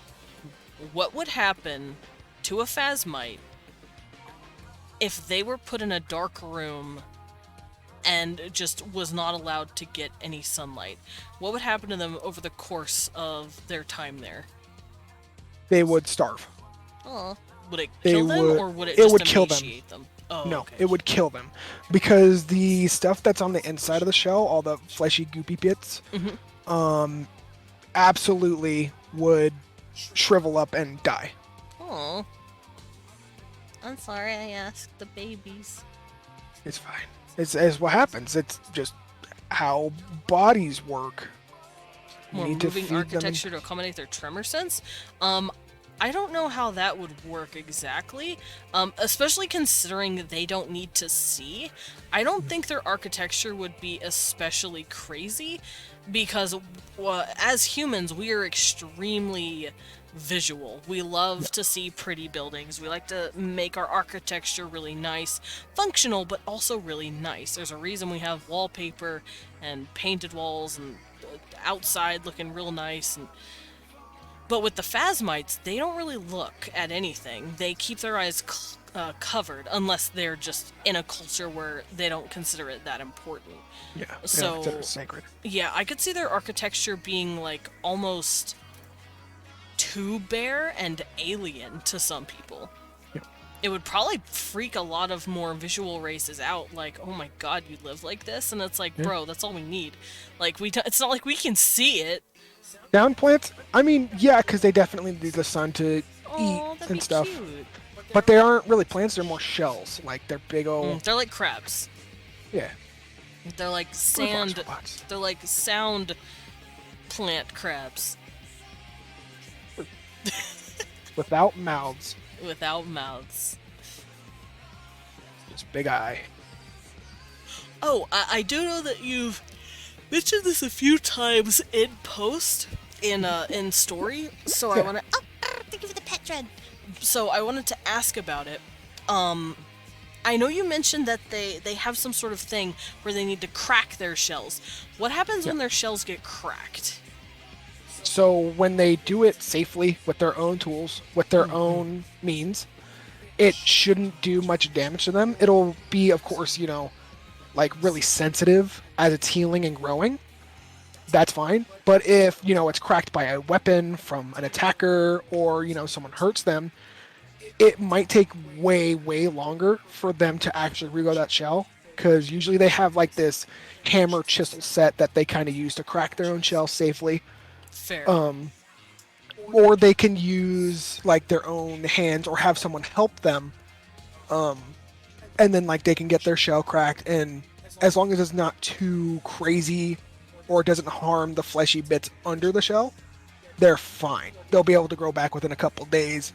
They'll be a bit sensitive, not a big deal.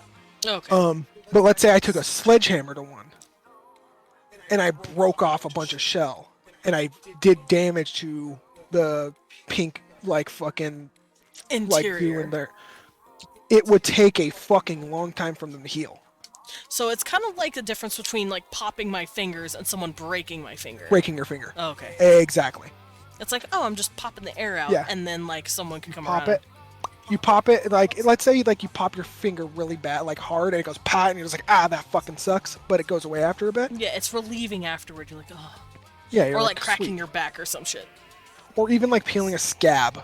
That same kind of like catharsis where you're just like, this thing fucking sucks, and then you get rid of it, and you're just like, oh, dude, that feels way better. Oh, I feel better. Or getting like I said, your back cracked or massaged, or like your neck cracked. Exactly. Or, like, oh, there we go. So I'm assuming it's kind of like that whenever they do it. It's like a sensitive pain pleasure thing. But if it's blunt force trauma, that's why they're notoriously resistant to slashing and stabbing. No, because, yeah, you can't really slash that. But a blunt weapon will absolutely wreck house. When you say sensitive, we talking like blister tender or sunburn? Like, as you're kind of like coming away from like a fucking a blister, kind of, it's like healing. You're just like, you touch it a bit, you're like, that kind of sucks, but it's getting better. Like that kind of where it's starting to get a bit itchy, and you're just like, if I fucking scratch this, it's gonna not be good. But it's healing. That's kind of what I'm talking about. Okay. Where it's like itchy. Yeah. As man and blind man walk the same bar, they'll both sue. Uh-oh. The blind man walks into a bar. He says, "Excuse me, ma'am," and keeps going. Sorry. I love those jokes. Phasmite walks into a bar. He cracked his shell on his forehead. Like a silly joke. Yeah. Why do I feel like humans make stupid jokes like that? Because I just made one. Because it was Dude. funny. The Homans, I mean, fucking Alistair got a whole book on shields. That's true. He did. He He can barely couldn't even read fucking it. read the thing. I don't think he can read it. I also know someone gave him. This is fucked up. But someone gave him a child's book, saying, "Here, it's on the house. Enjoy." And he went, "Thanks." Well, no, he gave the one that's on the house. He gave him Wriggles Tales, which is like a fucking Yeah, it was a baby child's storybook. book. He's like, "Thanks." Yeah. He still likes it. He's like, "Oh, cool, something I can actually digest." But, like, my poor child. He's being picked on all the time. I have an itch. Yeah, Twoxel. Rest in peace, buddy. But yeah, my poor boy. Anyway, back on the Phasmites real quick. Okay. Whenever the shells crack, is it like across a certain part of their body every time? Follows a striation. Okay. I'm assuming kind of like their bodies are a bit like ball jointed dolls. It's more like there's just lines fucking coming away. It's going down and like this. Like, it's just a bunch of different, like, basically rods that kind of grow together. And then once they crack it, it cracks along that, like, what's it called? The line. That cleavage. Cleavage. Ooh. No, god damn it. Like, the fucking point where it No, cleaves. no, I know. I'm teasing you. But this is what I meant by ball jointed doll. Yeah. Let me go find one that's That's naked. more like the fucking... These are more like the, The spirits. But in terms of joints, so it would crack mainly around the elbows, Yeah. the wrists and the finger joints. I'm assuming it would also crack somewhat along the muscle lines here as well, and then in here, because that's where we flex. Yeah. And as it cracks through, it would split open. I'm assuming you'll see the pink inside. Yep. Okay. It'll be like slightly gray because it's kind of like pseudo shell. Got But- it. So they're cracking the main shell just a bit to help themselves grow over time. Yep. It's kind of like stretch marks in a way. Yep, But it's it's like- just naturally occurring, and I'm assuming it just happens naturally anyway. They just kind of like do it ahead of time to help with the growing process a bit quicker. So that they don't have to keep on doing it manually over and over again, unless they are like one of the cloistered people that sit in the fucking, or even the elders, like they can't move really. Yeah. Because phasmites can live hundreds of years, but after like a couple hundred, if they're still growing, it's kind of rough for them to move or do anything. Yeah. Yeah, I'm trying to find like a good example of Alaskan this. Husky Pack use them seeing eye to eye. Oh god. Huskies are crackheads. Huskies are. They're nuts. Huskies have the intelligence of a toddler, but also the insanity of a toddler, which is why they're nuts. Big sound crab. They're very beautiful. Big sound crab. Yeah, they're big sound crab. Just like get a Phasmite Slenderman. They're kind of like a Slenderman. They don't have Kind the of. mouth, but they do have the eyes. Yeah. What are their eyes? You said that they glow? Or are Yeah. they just big red? They're just big red fucking things. Okay, but they don't glow. No. Oh, okay. Do they have pupils, or is it just one red Just thing? one big red orb. Okay. Some of them will like put dark spots in their eyes just to look more normal to humans. How the fuck did they do that? Usually through like mixing up like coal or stuff like that, and they put it in their eyes. And since they don't need to blink, it's not like it's going anywhere. Oh, right, they don't have eyelids. No. So yeah, they can absolutely paint on their own eyes, but So does that mean their eyes are kind of like, what is it called? Compound isn't the word I'm looking for. Kind of like insectoid eyes, or kind of like Yeah. crustacean eyes, where they've got like that weird cap over it? Yeah. It's fucking cool. Cause, like mantids, like different crustaceans. it's just their head is the cap. So does that mean their eye has like some sort of like glassy thing? I don't know. Has like a film over it. Yeah, like a. Yeah. Oh, thank you for the stretch. I need that.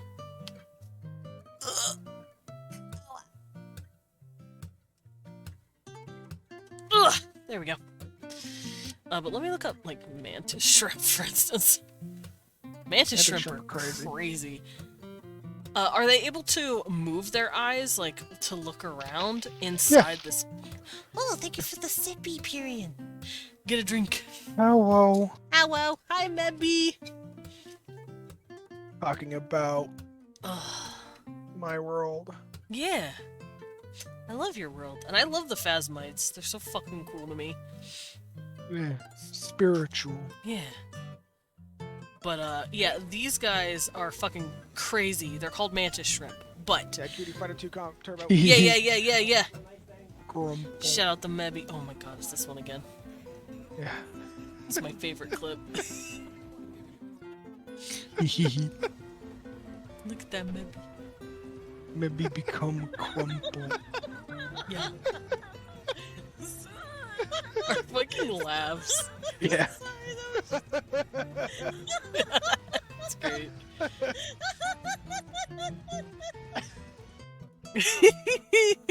It's great. But yeah, their eyes kind of remind me of mantis shrimps. Yeah. What do lobster eyes look like? Not lobster eyes, crab eyes.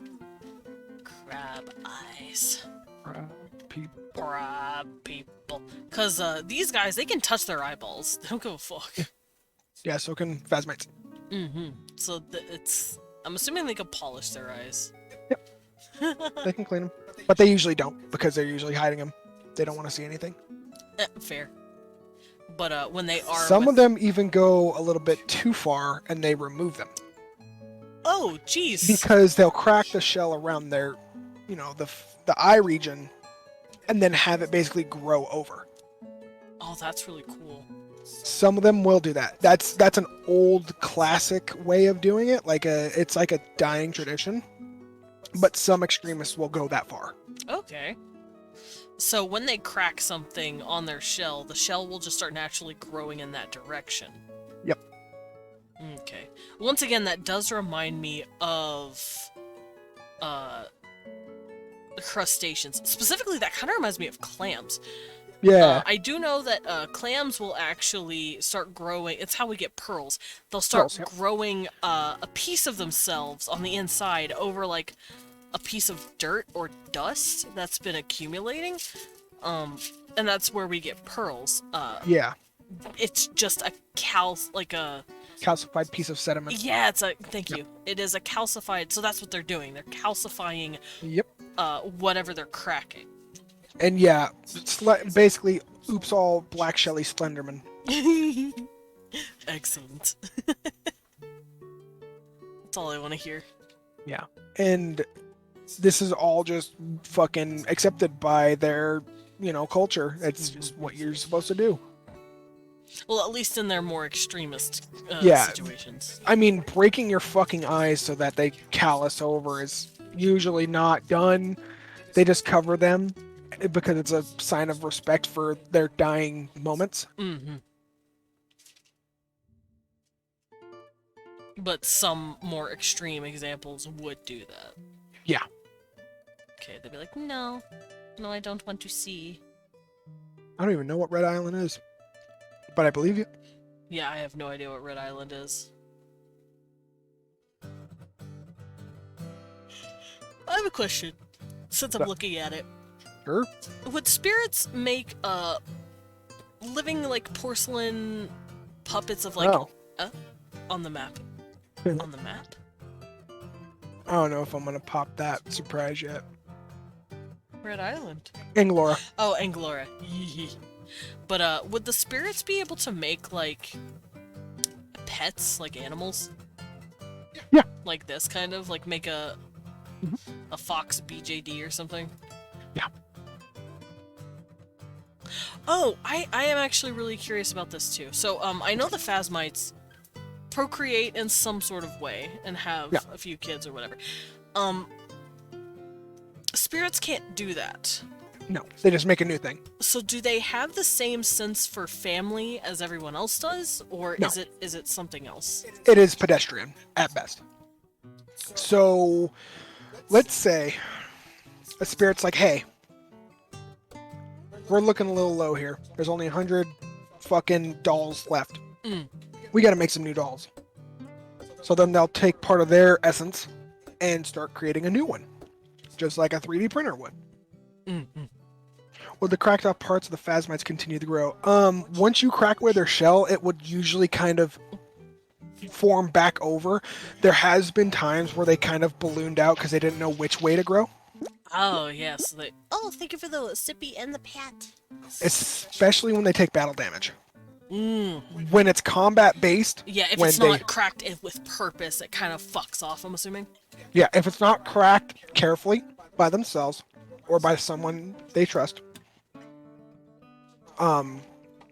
definitely, absolutely, it will grow. It can grow crazy. So, for example, there is a character there is a person like that took battle damage to the shoulder, and then now they have like spikes along their shoulder, but like the How'd you inside. know what I was about to draw? Yeah. They'd have spike coming out of their shoulder because it was injured to the point that it didn't grow back correctly. So it would spine outward because that's the way it would grow. How'd you know what I was gonna draw? Had a feeling. Yeah, I'm drawing a Phasmite. I gave this guy a little bit of a elongated head. I hope that's okay. They don't have hair. No. Do they have ears? No. Do they have ear holes? No. What do they hear with? They're shells. Oh, 'cause vibration. Vibrations. Do they have chins? Yes. Okay. Do they have noses? No. Do they have any kind of nose bridge, like some sort of shape? No. Okay. So their face is pretty flat like this. It's like flat, yeah. And then here's the eye hole. Where the eye sits. Like so. But then after that, they don't really have anything. Not really. And then some will, if they're like raised in human civilizations, they will probably get wigs. Or, you know, they'll try to fit in a little bit more. They'll usually wear face masks or like face covers. At least for their eyes below. Understood. To kind of be like, I can pass as a human. But 9 times out of 10, it's kind of hard to miss a phasmite because, you know, they are shell creatures. Yeah. And I know they probably have some sort of chest where their abdominal muscles are hidden inside the shell like this. Yes. And because of how the body works, you said that they have like these different layers like here. Yep. And I'm assuming the shell kind of does this with the layers.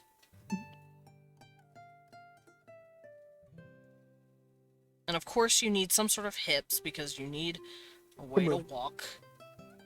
Then the shells will probably stop here. How do they procreate? Do they have genitalia that I have to be aware of while drawing? No.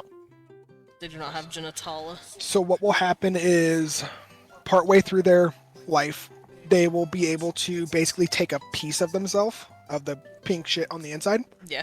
set it in a basin with a bunch of like parts and bits from shells usually from people that are already dead. Mm. And then they'll start growing basically a new one. Oh, so their body parts are functional only. Absolutely. So let's say this guy just got hit real hard, you said in the shoulder. Yeah. So here's the arm itself, but the way the plating works, like I said, I'm assuming it works somewhat like a BJD, where it's cracked, where they bend their arms the most. Yeah, it'll be like a pseudo shell. It'll be tougher than their internals, but not by much. It's kind of like a joint on a lobster, or a joint in like a chicken skeleton, or even our joints. You can fucking go through those easier than you would through like solid bone. Yes. Because I don't know if you guys have ever butchered a chicken before, but the way you actually... Can't say I have. The way you actually butcher a chicken is that you find the points at where there's, like, the joints disconnect. Like, that's how you make chicken wings. You disconnect the flat from the wing, or from the drum, by cutting through the joint. Yeah. So something like this, kind of. Yeah. Because that's how they bend. Yeah. Without breaking everything. Hello, And then handsome. Thank you for the pet. And then as they get older, even those spots will stop growing back. Mm-hmm. They will just become one solid object, which is why after a couple hundred years, they kind of get stuck in a shell, and that's it. I'm And then they get to staring at basically... lobster tail, don't mind me. Yeah, it's kind of like that. Those joints. Even the joints between, like, the claw and the knuckle on the fucking... Lobster. A lobster, which is, like, right... let me grab your mouse. It's right here. Mm. That's what I'm talking about. Okay. Sorry I grabbed your mouse. I just You wanted to stole show you. it! Fucking stole it! No, I don't care. I don't mind. But yeah, they'll need these layers to bend their bodies. Could interspecies be a thing? Phasmite with humans or Gelbans with snake people? Yeah, so... Would they be able to make babies or not? Like procreation? That's my question. Phasmites, no. They just don't have biological means to create new life other than the means that they basically take a part of themselves and make a new phasmite. The spirits, no. Gelblins, yeah, you can. Yeah. This Aguni, yeah, they still have, you know, some... No, you can't procreate with an Aguni. They have too much reptile stuff. Wait, But, no, like... they can. Oh yeah, they can. Yeah. I just remembered something. Yeah, they can. So they can adapt from other species genetic material Yeah. and basically make an egg. A lot of the beast folk can. I think all the beast folk pretty much can. The homins can, because homins are fucking genetic anomalies. Yeah, dwarves can, elves can. Like, it's pretty open. Yeah, the phasmites can't, nor can the spiritual constructs. Absolutely. Mm-hmm. So I'm assuming a phasmite could come out looking like this if they get stuff broken wrong. And then it doesn't grow back in right, yeah. Like that? Yep. Because on the shoulder, here's a sketch of a close-up of the shoulder. Snake person juggling could be a thing. Probably. Oh. If the snake person... Because Javelins are usually chaotic creatures. Mm-hmm. At some point they might not be. Because you guys still haven't, like, discovered if there's more beast races that can... Or monsters that can be, like, reasoned with, like the Swogans. Yeah. But yeah, here's the shoulder, here's the arm, here's the top of the shoulder. This piece of the plating on their body could start growing out stupid like this. Yeah. It could start going over, like, the shoulder cap. Because it's been broken a certain way, so it starts growing out weird. Yeah. How'd that work? What would that even look like? So in a Goonie Gelblin, it would probably lose its, like, gel quality. It would probably keep its more, like, monstery qualities, like the goblin itself. So it'd probably just be a scaled goblin. And it would lose its gel because the whole point of a Gelblin evolutionarily is to keep it safe from certain stuff. Mm-hmm. Because it's like, bloop. Oh. Yeah. I have a question. Hello. Is a Gelblin like one of those, you know that material where you can, like, punch it super hard and it, like, acts as a solid, but if you're careful and slow, it acts as Oh, a liquid? Newtonian. Yeah! The Newtonian fluid. Newtonian fluid. Yeah, no, they're just fucking basically think like gel. Oh, okay. I was being silly mostly, but that'd still be funny. I was gonna ask one more thing about the phasmites. Oh, right, it's about their shell cracking. I'm assuming that, like I said, that happens naturally because they need to grow over time. And then they started doing it manually because they're like, oh, this shit sucks, I need to just pop my finger instead of waiting for it to pop, you know, like... Yeah. But that brings up an interesting idea for, evolutionarily, why they would have others do it. It could be some sort of bonding thing. Yeah. Because monkeys have fun fact. Monkeys do bonding and community through grooming. They groom each other. Right. So that could be some sort of ancient reason why they have it. Because it was a sign of trust and bonding in your group. Yeah. As you're evolving. Yeah. Now, something I thought, but I think it'd be cool. There's a conscious of the world created all these monster races, and a part of it is responsible for the spirits. Yep. Possibly, I mean, yeah. that's definitely a good, like, theory for sure. Mm-hmm. I already have my own theories. Yeah. Because I've been in this world for a bit. Alright, I need to stop looking at lobsters. Lobster. Lobster. I'm hungry. Oh no, now he's hungry for lobster. Do not eat lobsters. I want to give this girl hair, but I can't figure out how I'm going to do that. Go for it. Have that. Just start her on here. Yeah. Scale goblin. Oh, that's what you were talking about, Sam. Mm-hmm. Scale goblin. How would the hair look? I don't know. It's up to you. It is up to me. Because I want the hair to be... Because, I mean, like, I'm telling you guys what I can from the point of time we are in this campaign. Yeah. So, as, you know, Desmond learned stuff via, you know, Alistair, he'll know more. and be able to tell you guys. Yeah, because I'm not allowed to know everything. Not yet. No.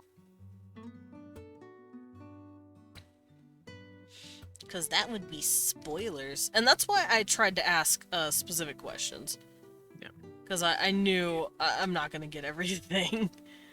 I would be spoiled otherwise. Yeah. Don't worry. We got Joblins.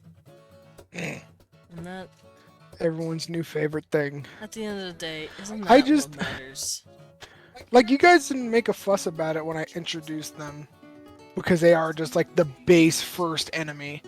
Well, I didn't process exactly what you were offering to me at the time. Sure you didn't, you horny bastard you. I'm just like, oh, a cute monster race. I'm gonna give her pigtails. Aw. Yeah, see, now who's in it? Now who's the horny bastard, huh? It could be me. Still me. But no, like, honestly, this has all been a lot of fun because my last world, I kind of fucked with too much. And now it's in a fucking age of dark. And that happens. Myths that could have been heard up to this point. Well, for sure, fucking the people in the Holdout town, whenever they got there, it was just like, ah, these fucking bamboons usually are cool, but they've been attacking our fucking carriages and shit. Yeah. So, they've been dealing with, you know, cursed monkeys. Monkey business. And there's even a monkey that's getting attacked, a regular bamboon monkey, getting attacked by 3 big, dark, evil Evil. monkey. Bad monkeys. The monkeys are fighting. Yeah, it's Fucking bamboons. There we go. Hey, Gobbo. Piggy Joplin. tail. Joplin. I love her. Wait, Wait. I'm not giving her clothes. I figured it's fine. Maybe I'll line this later, but cause I would love to shine it. I like the effects of slime because they're really fun to color. But yeah, So what I'm hearing is there's another magic user making people into monkeys, regrettably making them more aggressive. that is definitely It's a theory. a theory. I'm assuming it has some sort of magical issue happening, but I don't know if it's people turning people into monkeys. I feel like the bamboons are just naturally there, and then some shit started happening to them. What it is yet, I don't know. What is your funny story, Gil? What's I the know, funny I story? know Desmond loved to slimy. He made slimy lady full shiny. Yeah, the shiny's fun. Here, look, I enjoyed it so much. Where's shiny? Look at this slime bee. Shine. The shine was so fun to do. Titties. Anyway. Let's go. Yeah, think about it, Desmond. The Houndle could definitely be the final boss. You know, the one that you killed That at thing's level fucking 7. terrifying. The Houndle is fucking scary.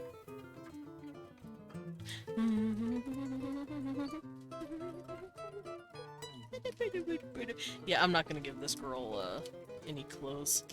I mean, they don't have clothes. They don't need. Hell yeah! What do you mean, hell yeah? Dude, they're goo! Yeah! How are you gonna clothe the goo? Yeah, I'm not gonna clothe the goo. The goo will remain unclothed. Them has goo clothes, but, like, here They- they're just monsters. They do have goo clothes. Naked. Hell Lauren. yeah! Leon confirmed them naked. Naked! Thank you. Lillian, you're a Yeah. treasure. You're a great guy, Lillian. Yeah, one of the coolest guys in a friend. Naked goo. I know. Hell yeah. Look, guys, we can talk about goo all day, but I think we have other things to talk about. Ask me other questions, not about goo. Okay, I have a question.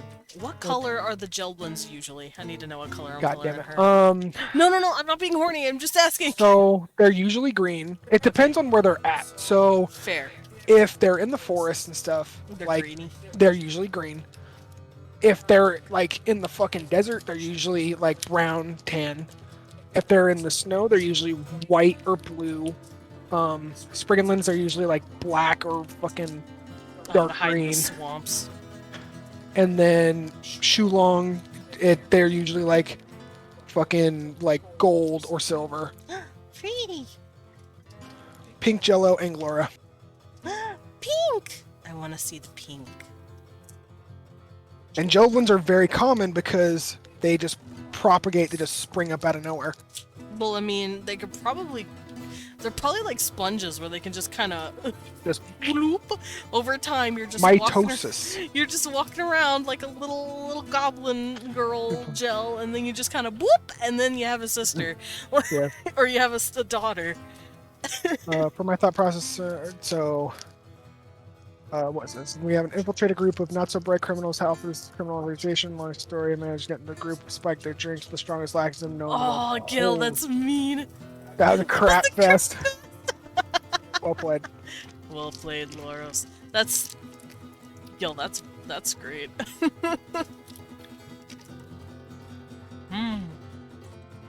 Beetles! What about the shell person? They look like a sort of conscious. Oh yeah, this is... I drew... They are still living beings with goo and Yeah, they're still people. internals. They're people. They're crab people. For my thought process, some experimenting, empowering, and controlling animals, progressively infecting an army. Oh god. Oh, jeez.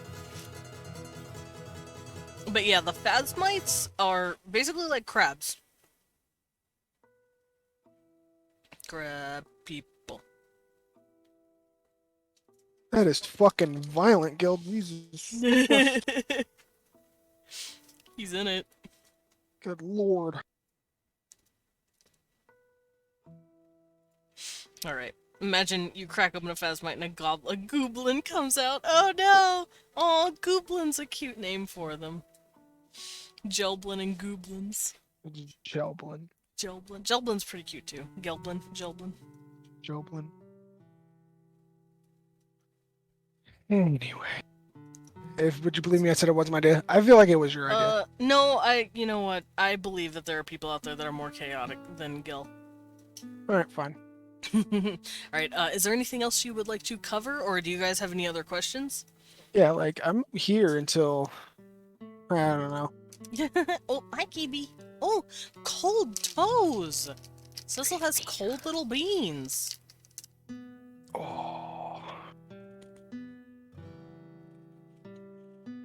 A petted boy. Is anything... yeah, there's Swaggins so far that they've seen. Yeah, what do the Swaggins look like, by the way? Fish people. Like, we talking... Kind of like, We talking like Shape of Water fish people, or like... No, we're talking kind of like Zora's. Architecture of the home city? Oh, are you talking about Chaldea? The home city? Mm-hmm. It's basically like fucking, you know, old-time fucking European castles and stuff like that. Can there be a paladin of the crab light gnoming lads? Oh, like a paladin of the Phasmite? Like fucking Can area? phasmites be a paladin? Yeah. They fucking sit in the sun all day. Hell yeah, they're like, I am literal sun boy. Yeah, they would believe in the light for their energy and in the spirits for their beliefs. Cute. Question. Answer. Do some phasmites who live with homins become alters? Do they go, hey, I feel more masculine or feminine. I want to present that way. Instead Absolutely. of what, instead of the no or, I guess, quote unquote, third gender, non-binary, no gender thing my culture offered me. Yeah, so if they do live with homins or other races like that, they will try to fit in because they know nothing else, or they want to kind of strike out against their old belief system. Because remember, Phasmites don't really leave Phantasmo. Yeah. But the reason why they're gone is usually because of, family issues, banishment, things like that. So they would try to differentiate themselves from Phantasmo. So be like, hey, I actually feel like a lady, and Phasmo said I could not be a lady, so fuck Phasmo, I'm gonna be a lady. And then usually what they would do is they'd crack their shells, put things in their chest to grow over, to kind of emulate breasts. Kind of like that reminds me of what we do with once again the pearl analogy. Yeah. But we actually synthesize pearls by purposefully putting debris and like little balls in clams' mouths, and then they'll calcify it, and then They'll we'll take calcify the and pearls. become pearls, yeah. So they would would do something that like to that. Absolutely. So they would like crack it, fill it, and then let it grow. Or like if they want a bulge, they'll crack that, put stuff, grow over. It's fucking, that's what they're gonna do. They make themselves more masculine or feminine presenting. And then they'll usually like crack at their shoulders to try to make it grow outward, or crack at their hips to make them grow outward. It's just how they want to present themselves, and since they have such a modular body, they get to do that. That's really cool. Question. I know that they can't see, but at least in some parts of the Phasmite cultures, but are there some Phasmite cultures who, maybe because of human influence, do they crack their shells for aesthetic purposes? Yeah. Like, other than to look like gender. So they do that. Especially they like to kind of chisel and damage it themselves. Like they'll basically like chisel like shell deep. It'll basically create that gray midway shell, but it's like a tattoo. Ooh, that does sound cool. What would happen if someone like cracked that part of their shell and they're just like, ah, my ink! That happens to us. Like if something happens to our tattoos, it won't grow back, and It's like, no, you bastard! can you I spent 5 hours. Oh, Cecil. I spent 5 hours in a chair for this. wait? We went to the fans to make them non. Yes. So there are some that kind of are driven by madness to fucking turn into wolves, or they'll fucking turn into some beast that they see in a dream. So we could Or- literally get a Slender Man. Yeah, you can they can do whatever. It just takes time. But they have a lot of time I to was about to do say that. they have time. They don't really grow old. And yeah, that can happen. Like if a Phasmite went to the Sprigganlands and they're surrounded by satyrs, they're like, I want to look like my friends and family, so they will snap at their legs and kind of grow them forward, so they have digitigrade feet, or So they'll and then slowly slowly inch it. like pull it forward. That's crazy. And they can still walk. It's They not can like still walk. because they're pure exoskeleton with goop inside. Yes. Or whatever the fuck Mr. Krabs' body's made out of. Money. No, remember when Mr. Krabs Yeah. molted? Molted. Yeah. They don't have to molt though. They're technically just cracking the shell and letting No. it grow over.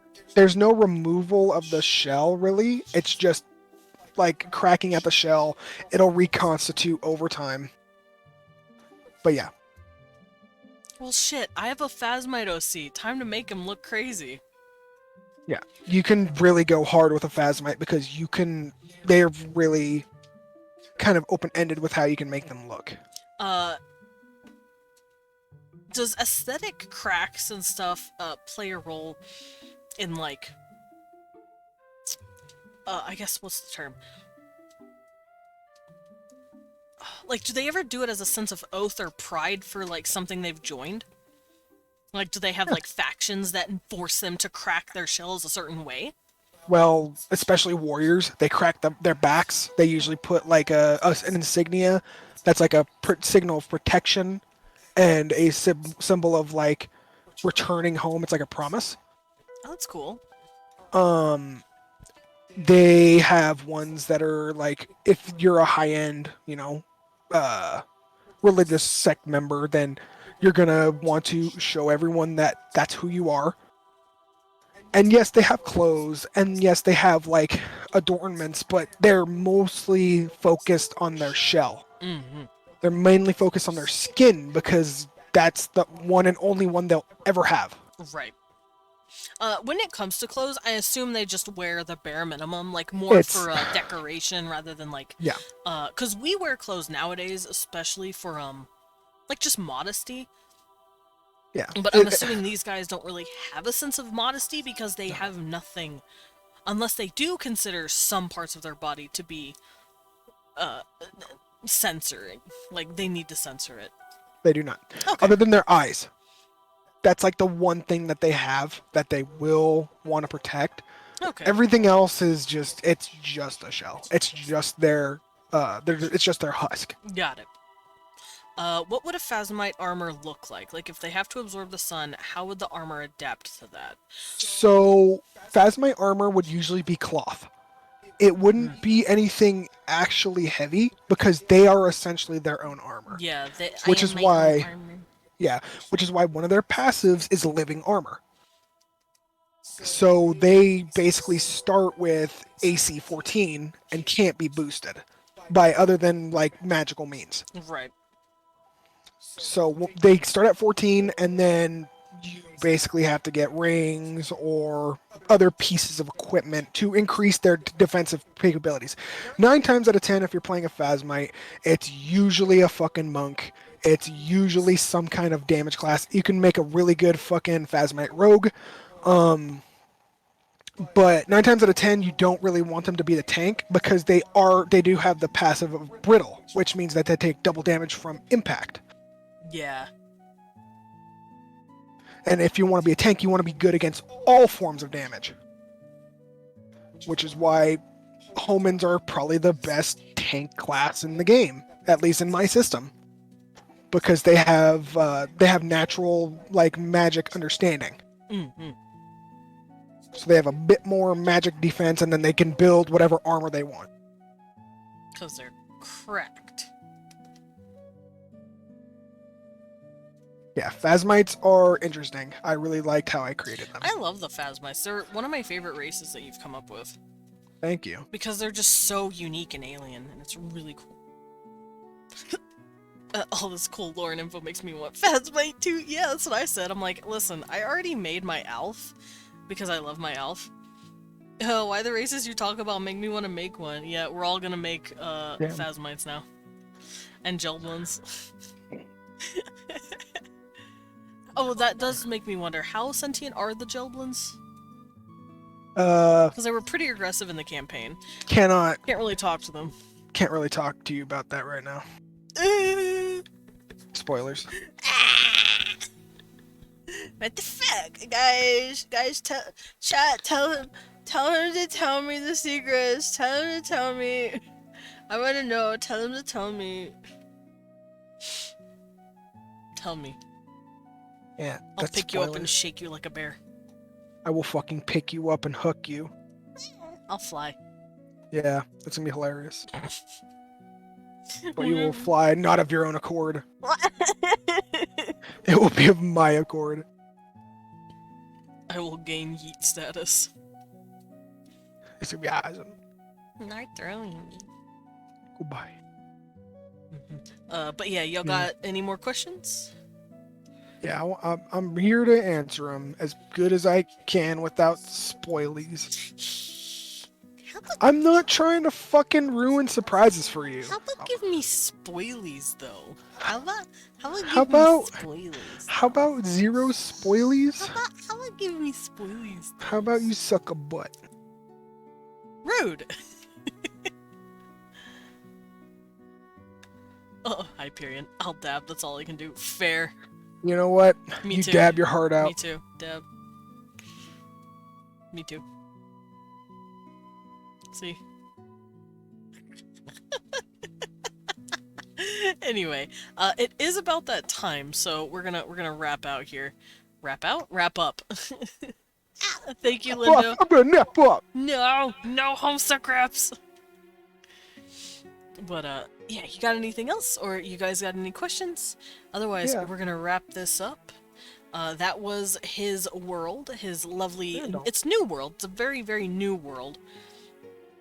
Compared to the 10 first years, world he made. Yeah, just a couple of years old. Not even a couple. Let's see. No, yeah, it's about a couple of years now. Yeah, about a couple years at this point. Yeah, about a year and a half, couple of years old. Thanks for the stream, bad boy. Wah! Thank you for coming, guys. I'm glad no one asked about the spirits. That's right. I'll get to Well- that later. Yeah. What do you mean get that later? Well, we also asked a lot of stuff about the spirits. Well, yeah, it's How like they create, how they creation. make themselves. Yeah. Like they're listed. They're literally like these really dope ass warforged that were created from the energy of the earth itself. Hey, what about the spirits? no. hey, babes! Before we go, what about the spirits? What are we talking about? They're fucking creepy doll creatures. They are creepy doll creatures, but you said they are basically like 3D printers.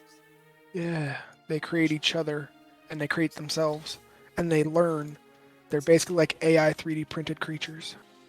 I was trying to ask a lot about them. Was that asking? Because Oh. I'm actually not. I'm actually not gonna lie. I was very confused about the whole like cryptid messages you were sending. Yeah. The yeah, the cryptid messages were a little confusing for my brain. But what do you mean that we didn't ask about them? We asked plenty about them. I know. What about them were you not gonna say that we were gonna ask, huh? Alright, I'm gonna do it. Tell me. I'm gonna pull the trigger. I'm gonna put a spoilie. Do it. Everybody, Do it. spoiler warning. Give it. If you don't want the spoilie, better run. Give Come it. on. Give it to me. You better run. Okay, we've all run. Whoever doesn't want to see him is gone. Okay, tell me. Who wants to know what's on the red island? Me. Who Me! wants Me! to know the Anglora? I want Who- to know. Who wants to know what's on Anglora? Me. Because you guys are gonna be there soon-ish. Me, please. Please pick me. Is it Jeff? Is it that fucker Jeff? Ah, yes. It's King Jeff, Fuck! the leader Yeah, of me. the race there. Me. Tell me what The I want. tortoids. Oh, the turtles! And big turtle mans. I remember you talking about turtles. I Yeah. love the turtles. It was at the party, at Annalise's party. Yeah, there were turtles. Oh, you had a cat. Yeah. He had himself an emotional support father. Hi, Kiwi. Did you get petted? Yeah, Cecil just woke up from nap. My homie King Jeff of Anglora. Yeah, Jeff the turtle. Yeah. It's just Jeff. No one else lives Yeah. there. I'm gonna actually fucking laugh. Oh my god, there has to be a town where there's a dude named Jeff, and like, and, and like, it seems like there's hundreds of people living there. Yeah. But they're all named Jeff, or it's like hinted that it's just the same guy over and over. like he didn't copy himself, but like maybe it's an illusion or some shit. Yeah. So basically, That would be Anglora funny. is a fishing colony. Mm-hmm. And, yeah, the ones that live there are big turtle guys. I kissed my cat. But they haven't been able to fish for a fucking couple months. So that's where you guys gotta go. I'm hugging my cat. Save the kingdom in order to gain favor for the queen adherent. Cecil gives me free serotonin. Look at this little serotonin having son of a bitch. I'm holding my cat, don't mind me, guys. But yeah, so that's it. Tortoise. Let's The go. island is sentient and is called Jeff.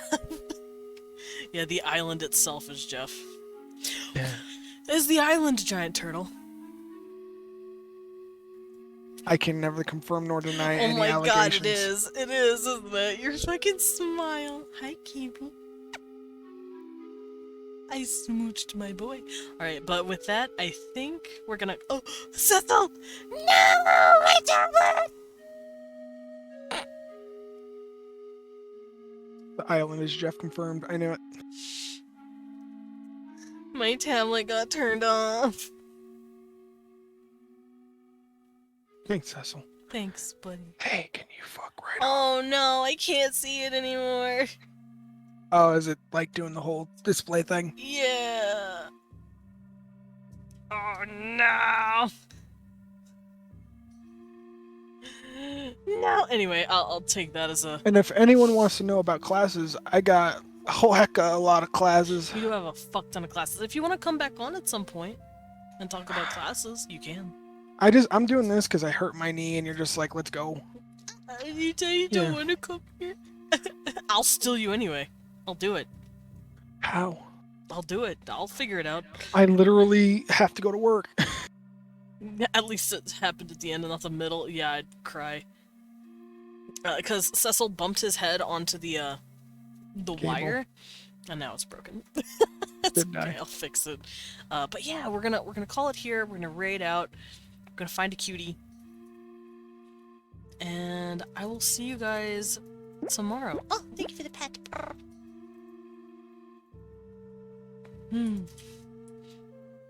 Yeah, I'm thinking of dropping in a watch party. Oh, we could have been doing that too. Fuck, I forgot that exists. No. Anyway, All right, I'm out of here. alrighty, babe. I'll see you soon. Oh, someone new if you'd like. You have someone new if you'd like. Oh, sure. Send me the name. Let me see.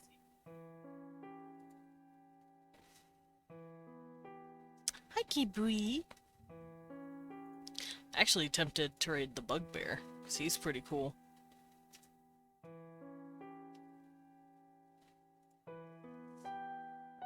Ooh. Whoa, what was that? Hmm? Did something explode? Maybe. I think something exploded. I'm scared. Where the fuck are we living? That shit keeps exploding all the time. We're living in Detroit, apparently. From the smelly MC server. Oh. Oh yeah, Seon! I do recognize that name. Oh yeah, they are live. Inglora. Look at them! I see, they're playing the Minecraft. They're playing on a smelly server, perhaps? Or is it somewhere else? How long have I known the Andy? I don't know, Andy. Who's Andy? I don't know. But yeah, we can rate them. I don't know their pronouns. I feel dumb. I'm assuming she, her, but I'm not gonna assume. No, it's on Bedrock. Ew. How long have you known the Andy? Oh, Andy Linhart. Yeah. I've known about him for, I don't know, half a year now. How long have I known Pyrian? About that long. And I've seen him around because I follow Ren. And I think Ren is his modeler and his rigger. I'll take your word for it. Well, they share the same art style at the very least. But I've been hanging out with him for a bit. He seems pretty cool. Andy, he's a funny man. He is funny. He's a funny guy. But yeah, let's go raid this cool individual. They've raided me before, and I have talked to them a bit on the server, so they seem really cool. Rena's model dad, yes. Yeah, okay, I figured. She got affiliate last week, so haha, funny support friend. Of course! Yeah, let's go drop in on him. Let's go say hello. And, make sure to grab your messages. Make sure to grab your raid message and throw it at her and be like, hi! Grab your weapon of choice. Grab your weapon of choice, yeah. It looks like Viper's there, I know that name. Viper's pretty cool. These are just a handful of people that I've met in a Smelly server. In the Minecraft server. Alright, I'm out of here, smoke bomb. Goodbye, bye-bye.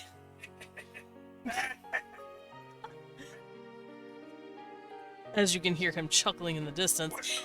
He's not actually gone. But I'll see you guys tomorrow. I'm gonna try and do some Breath of the Wild. And since we recently beat Pokemon, Friday, we're gonna be looking at some games to play. Because I want to pick up a second game. Possibly even a third, because I'm only playing one now. It's Breath of the Wild. Can't believe Leon left to get more milk. No, not the Gala Challenge. Anyway, show Kitsune, show Seon your love, behave, and make sure she knows it's tea time. But yeah, I'll see you guys tomorrow for more Breath of the Wild. You got games on your phone? Maybe. And then Friday, we're gonna look around for some Vidya games. Because I have a hell of a list, so... Boy. Wow. It might be Minecraft, who knows?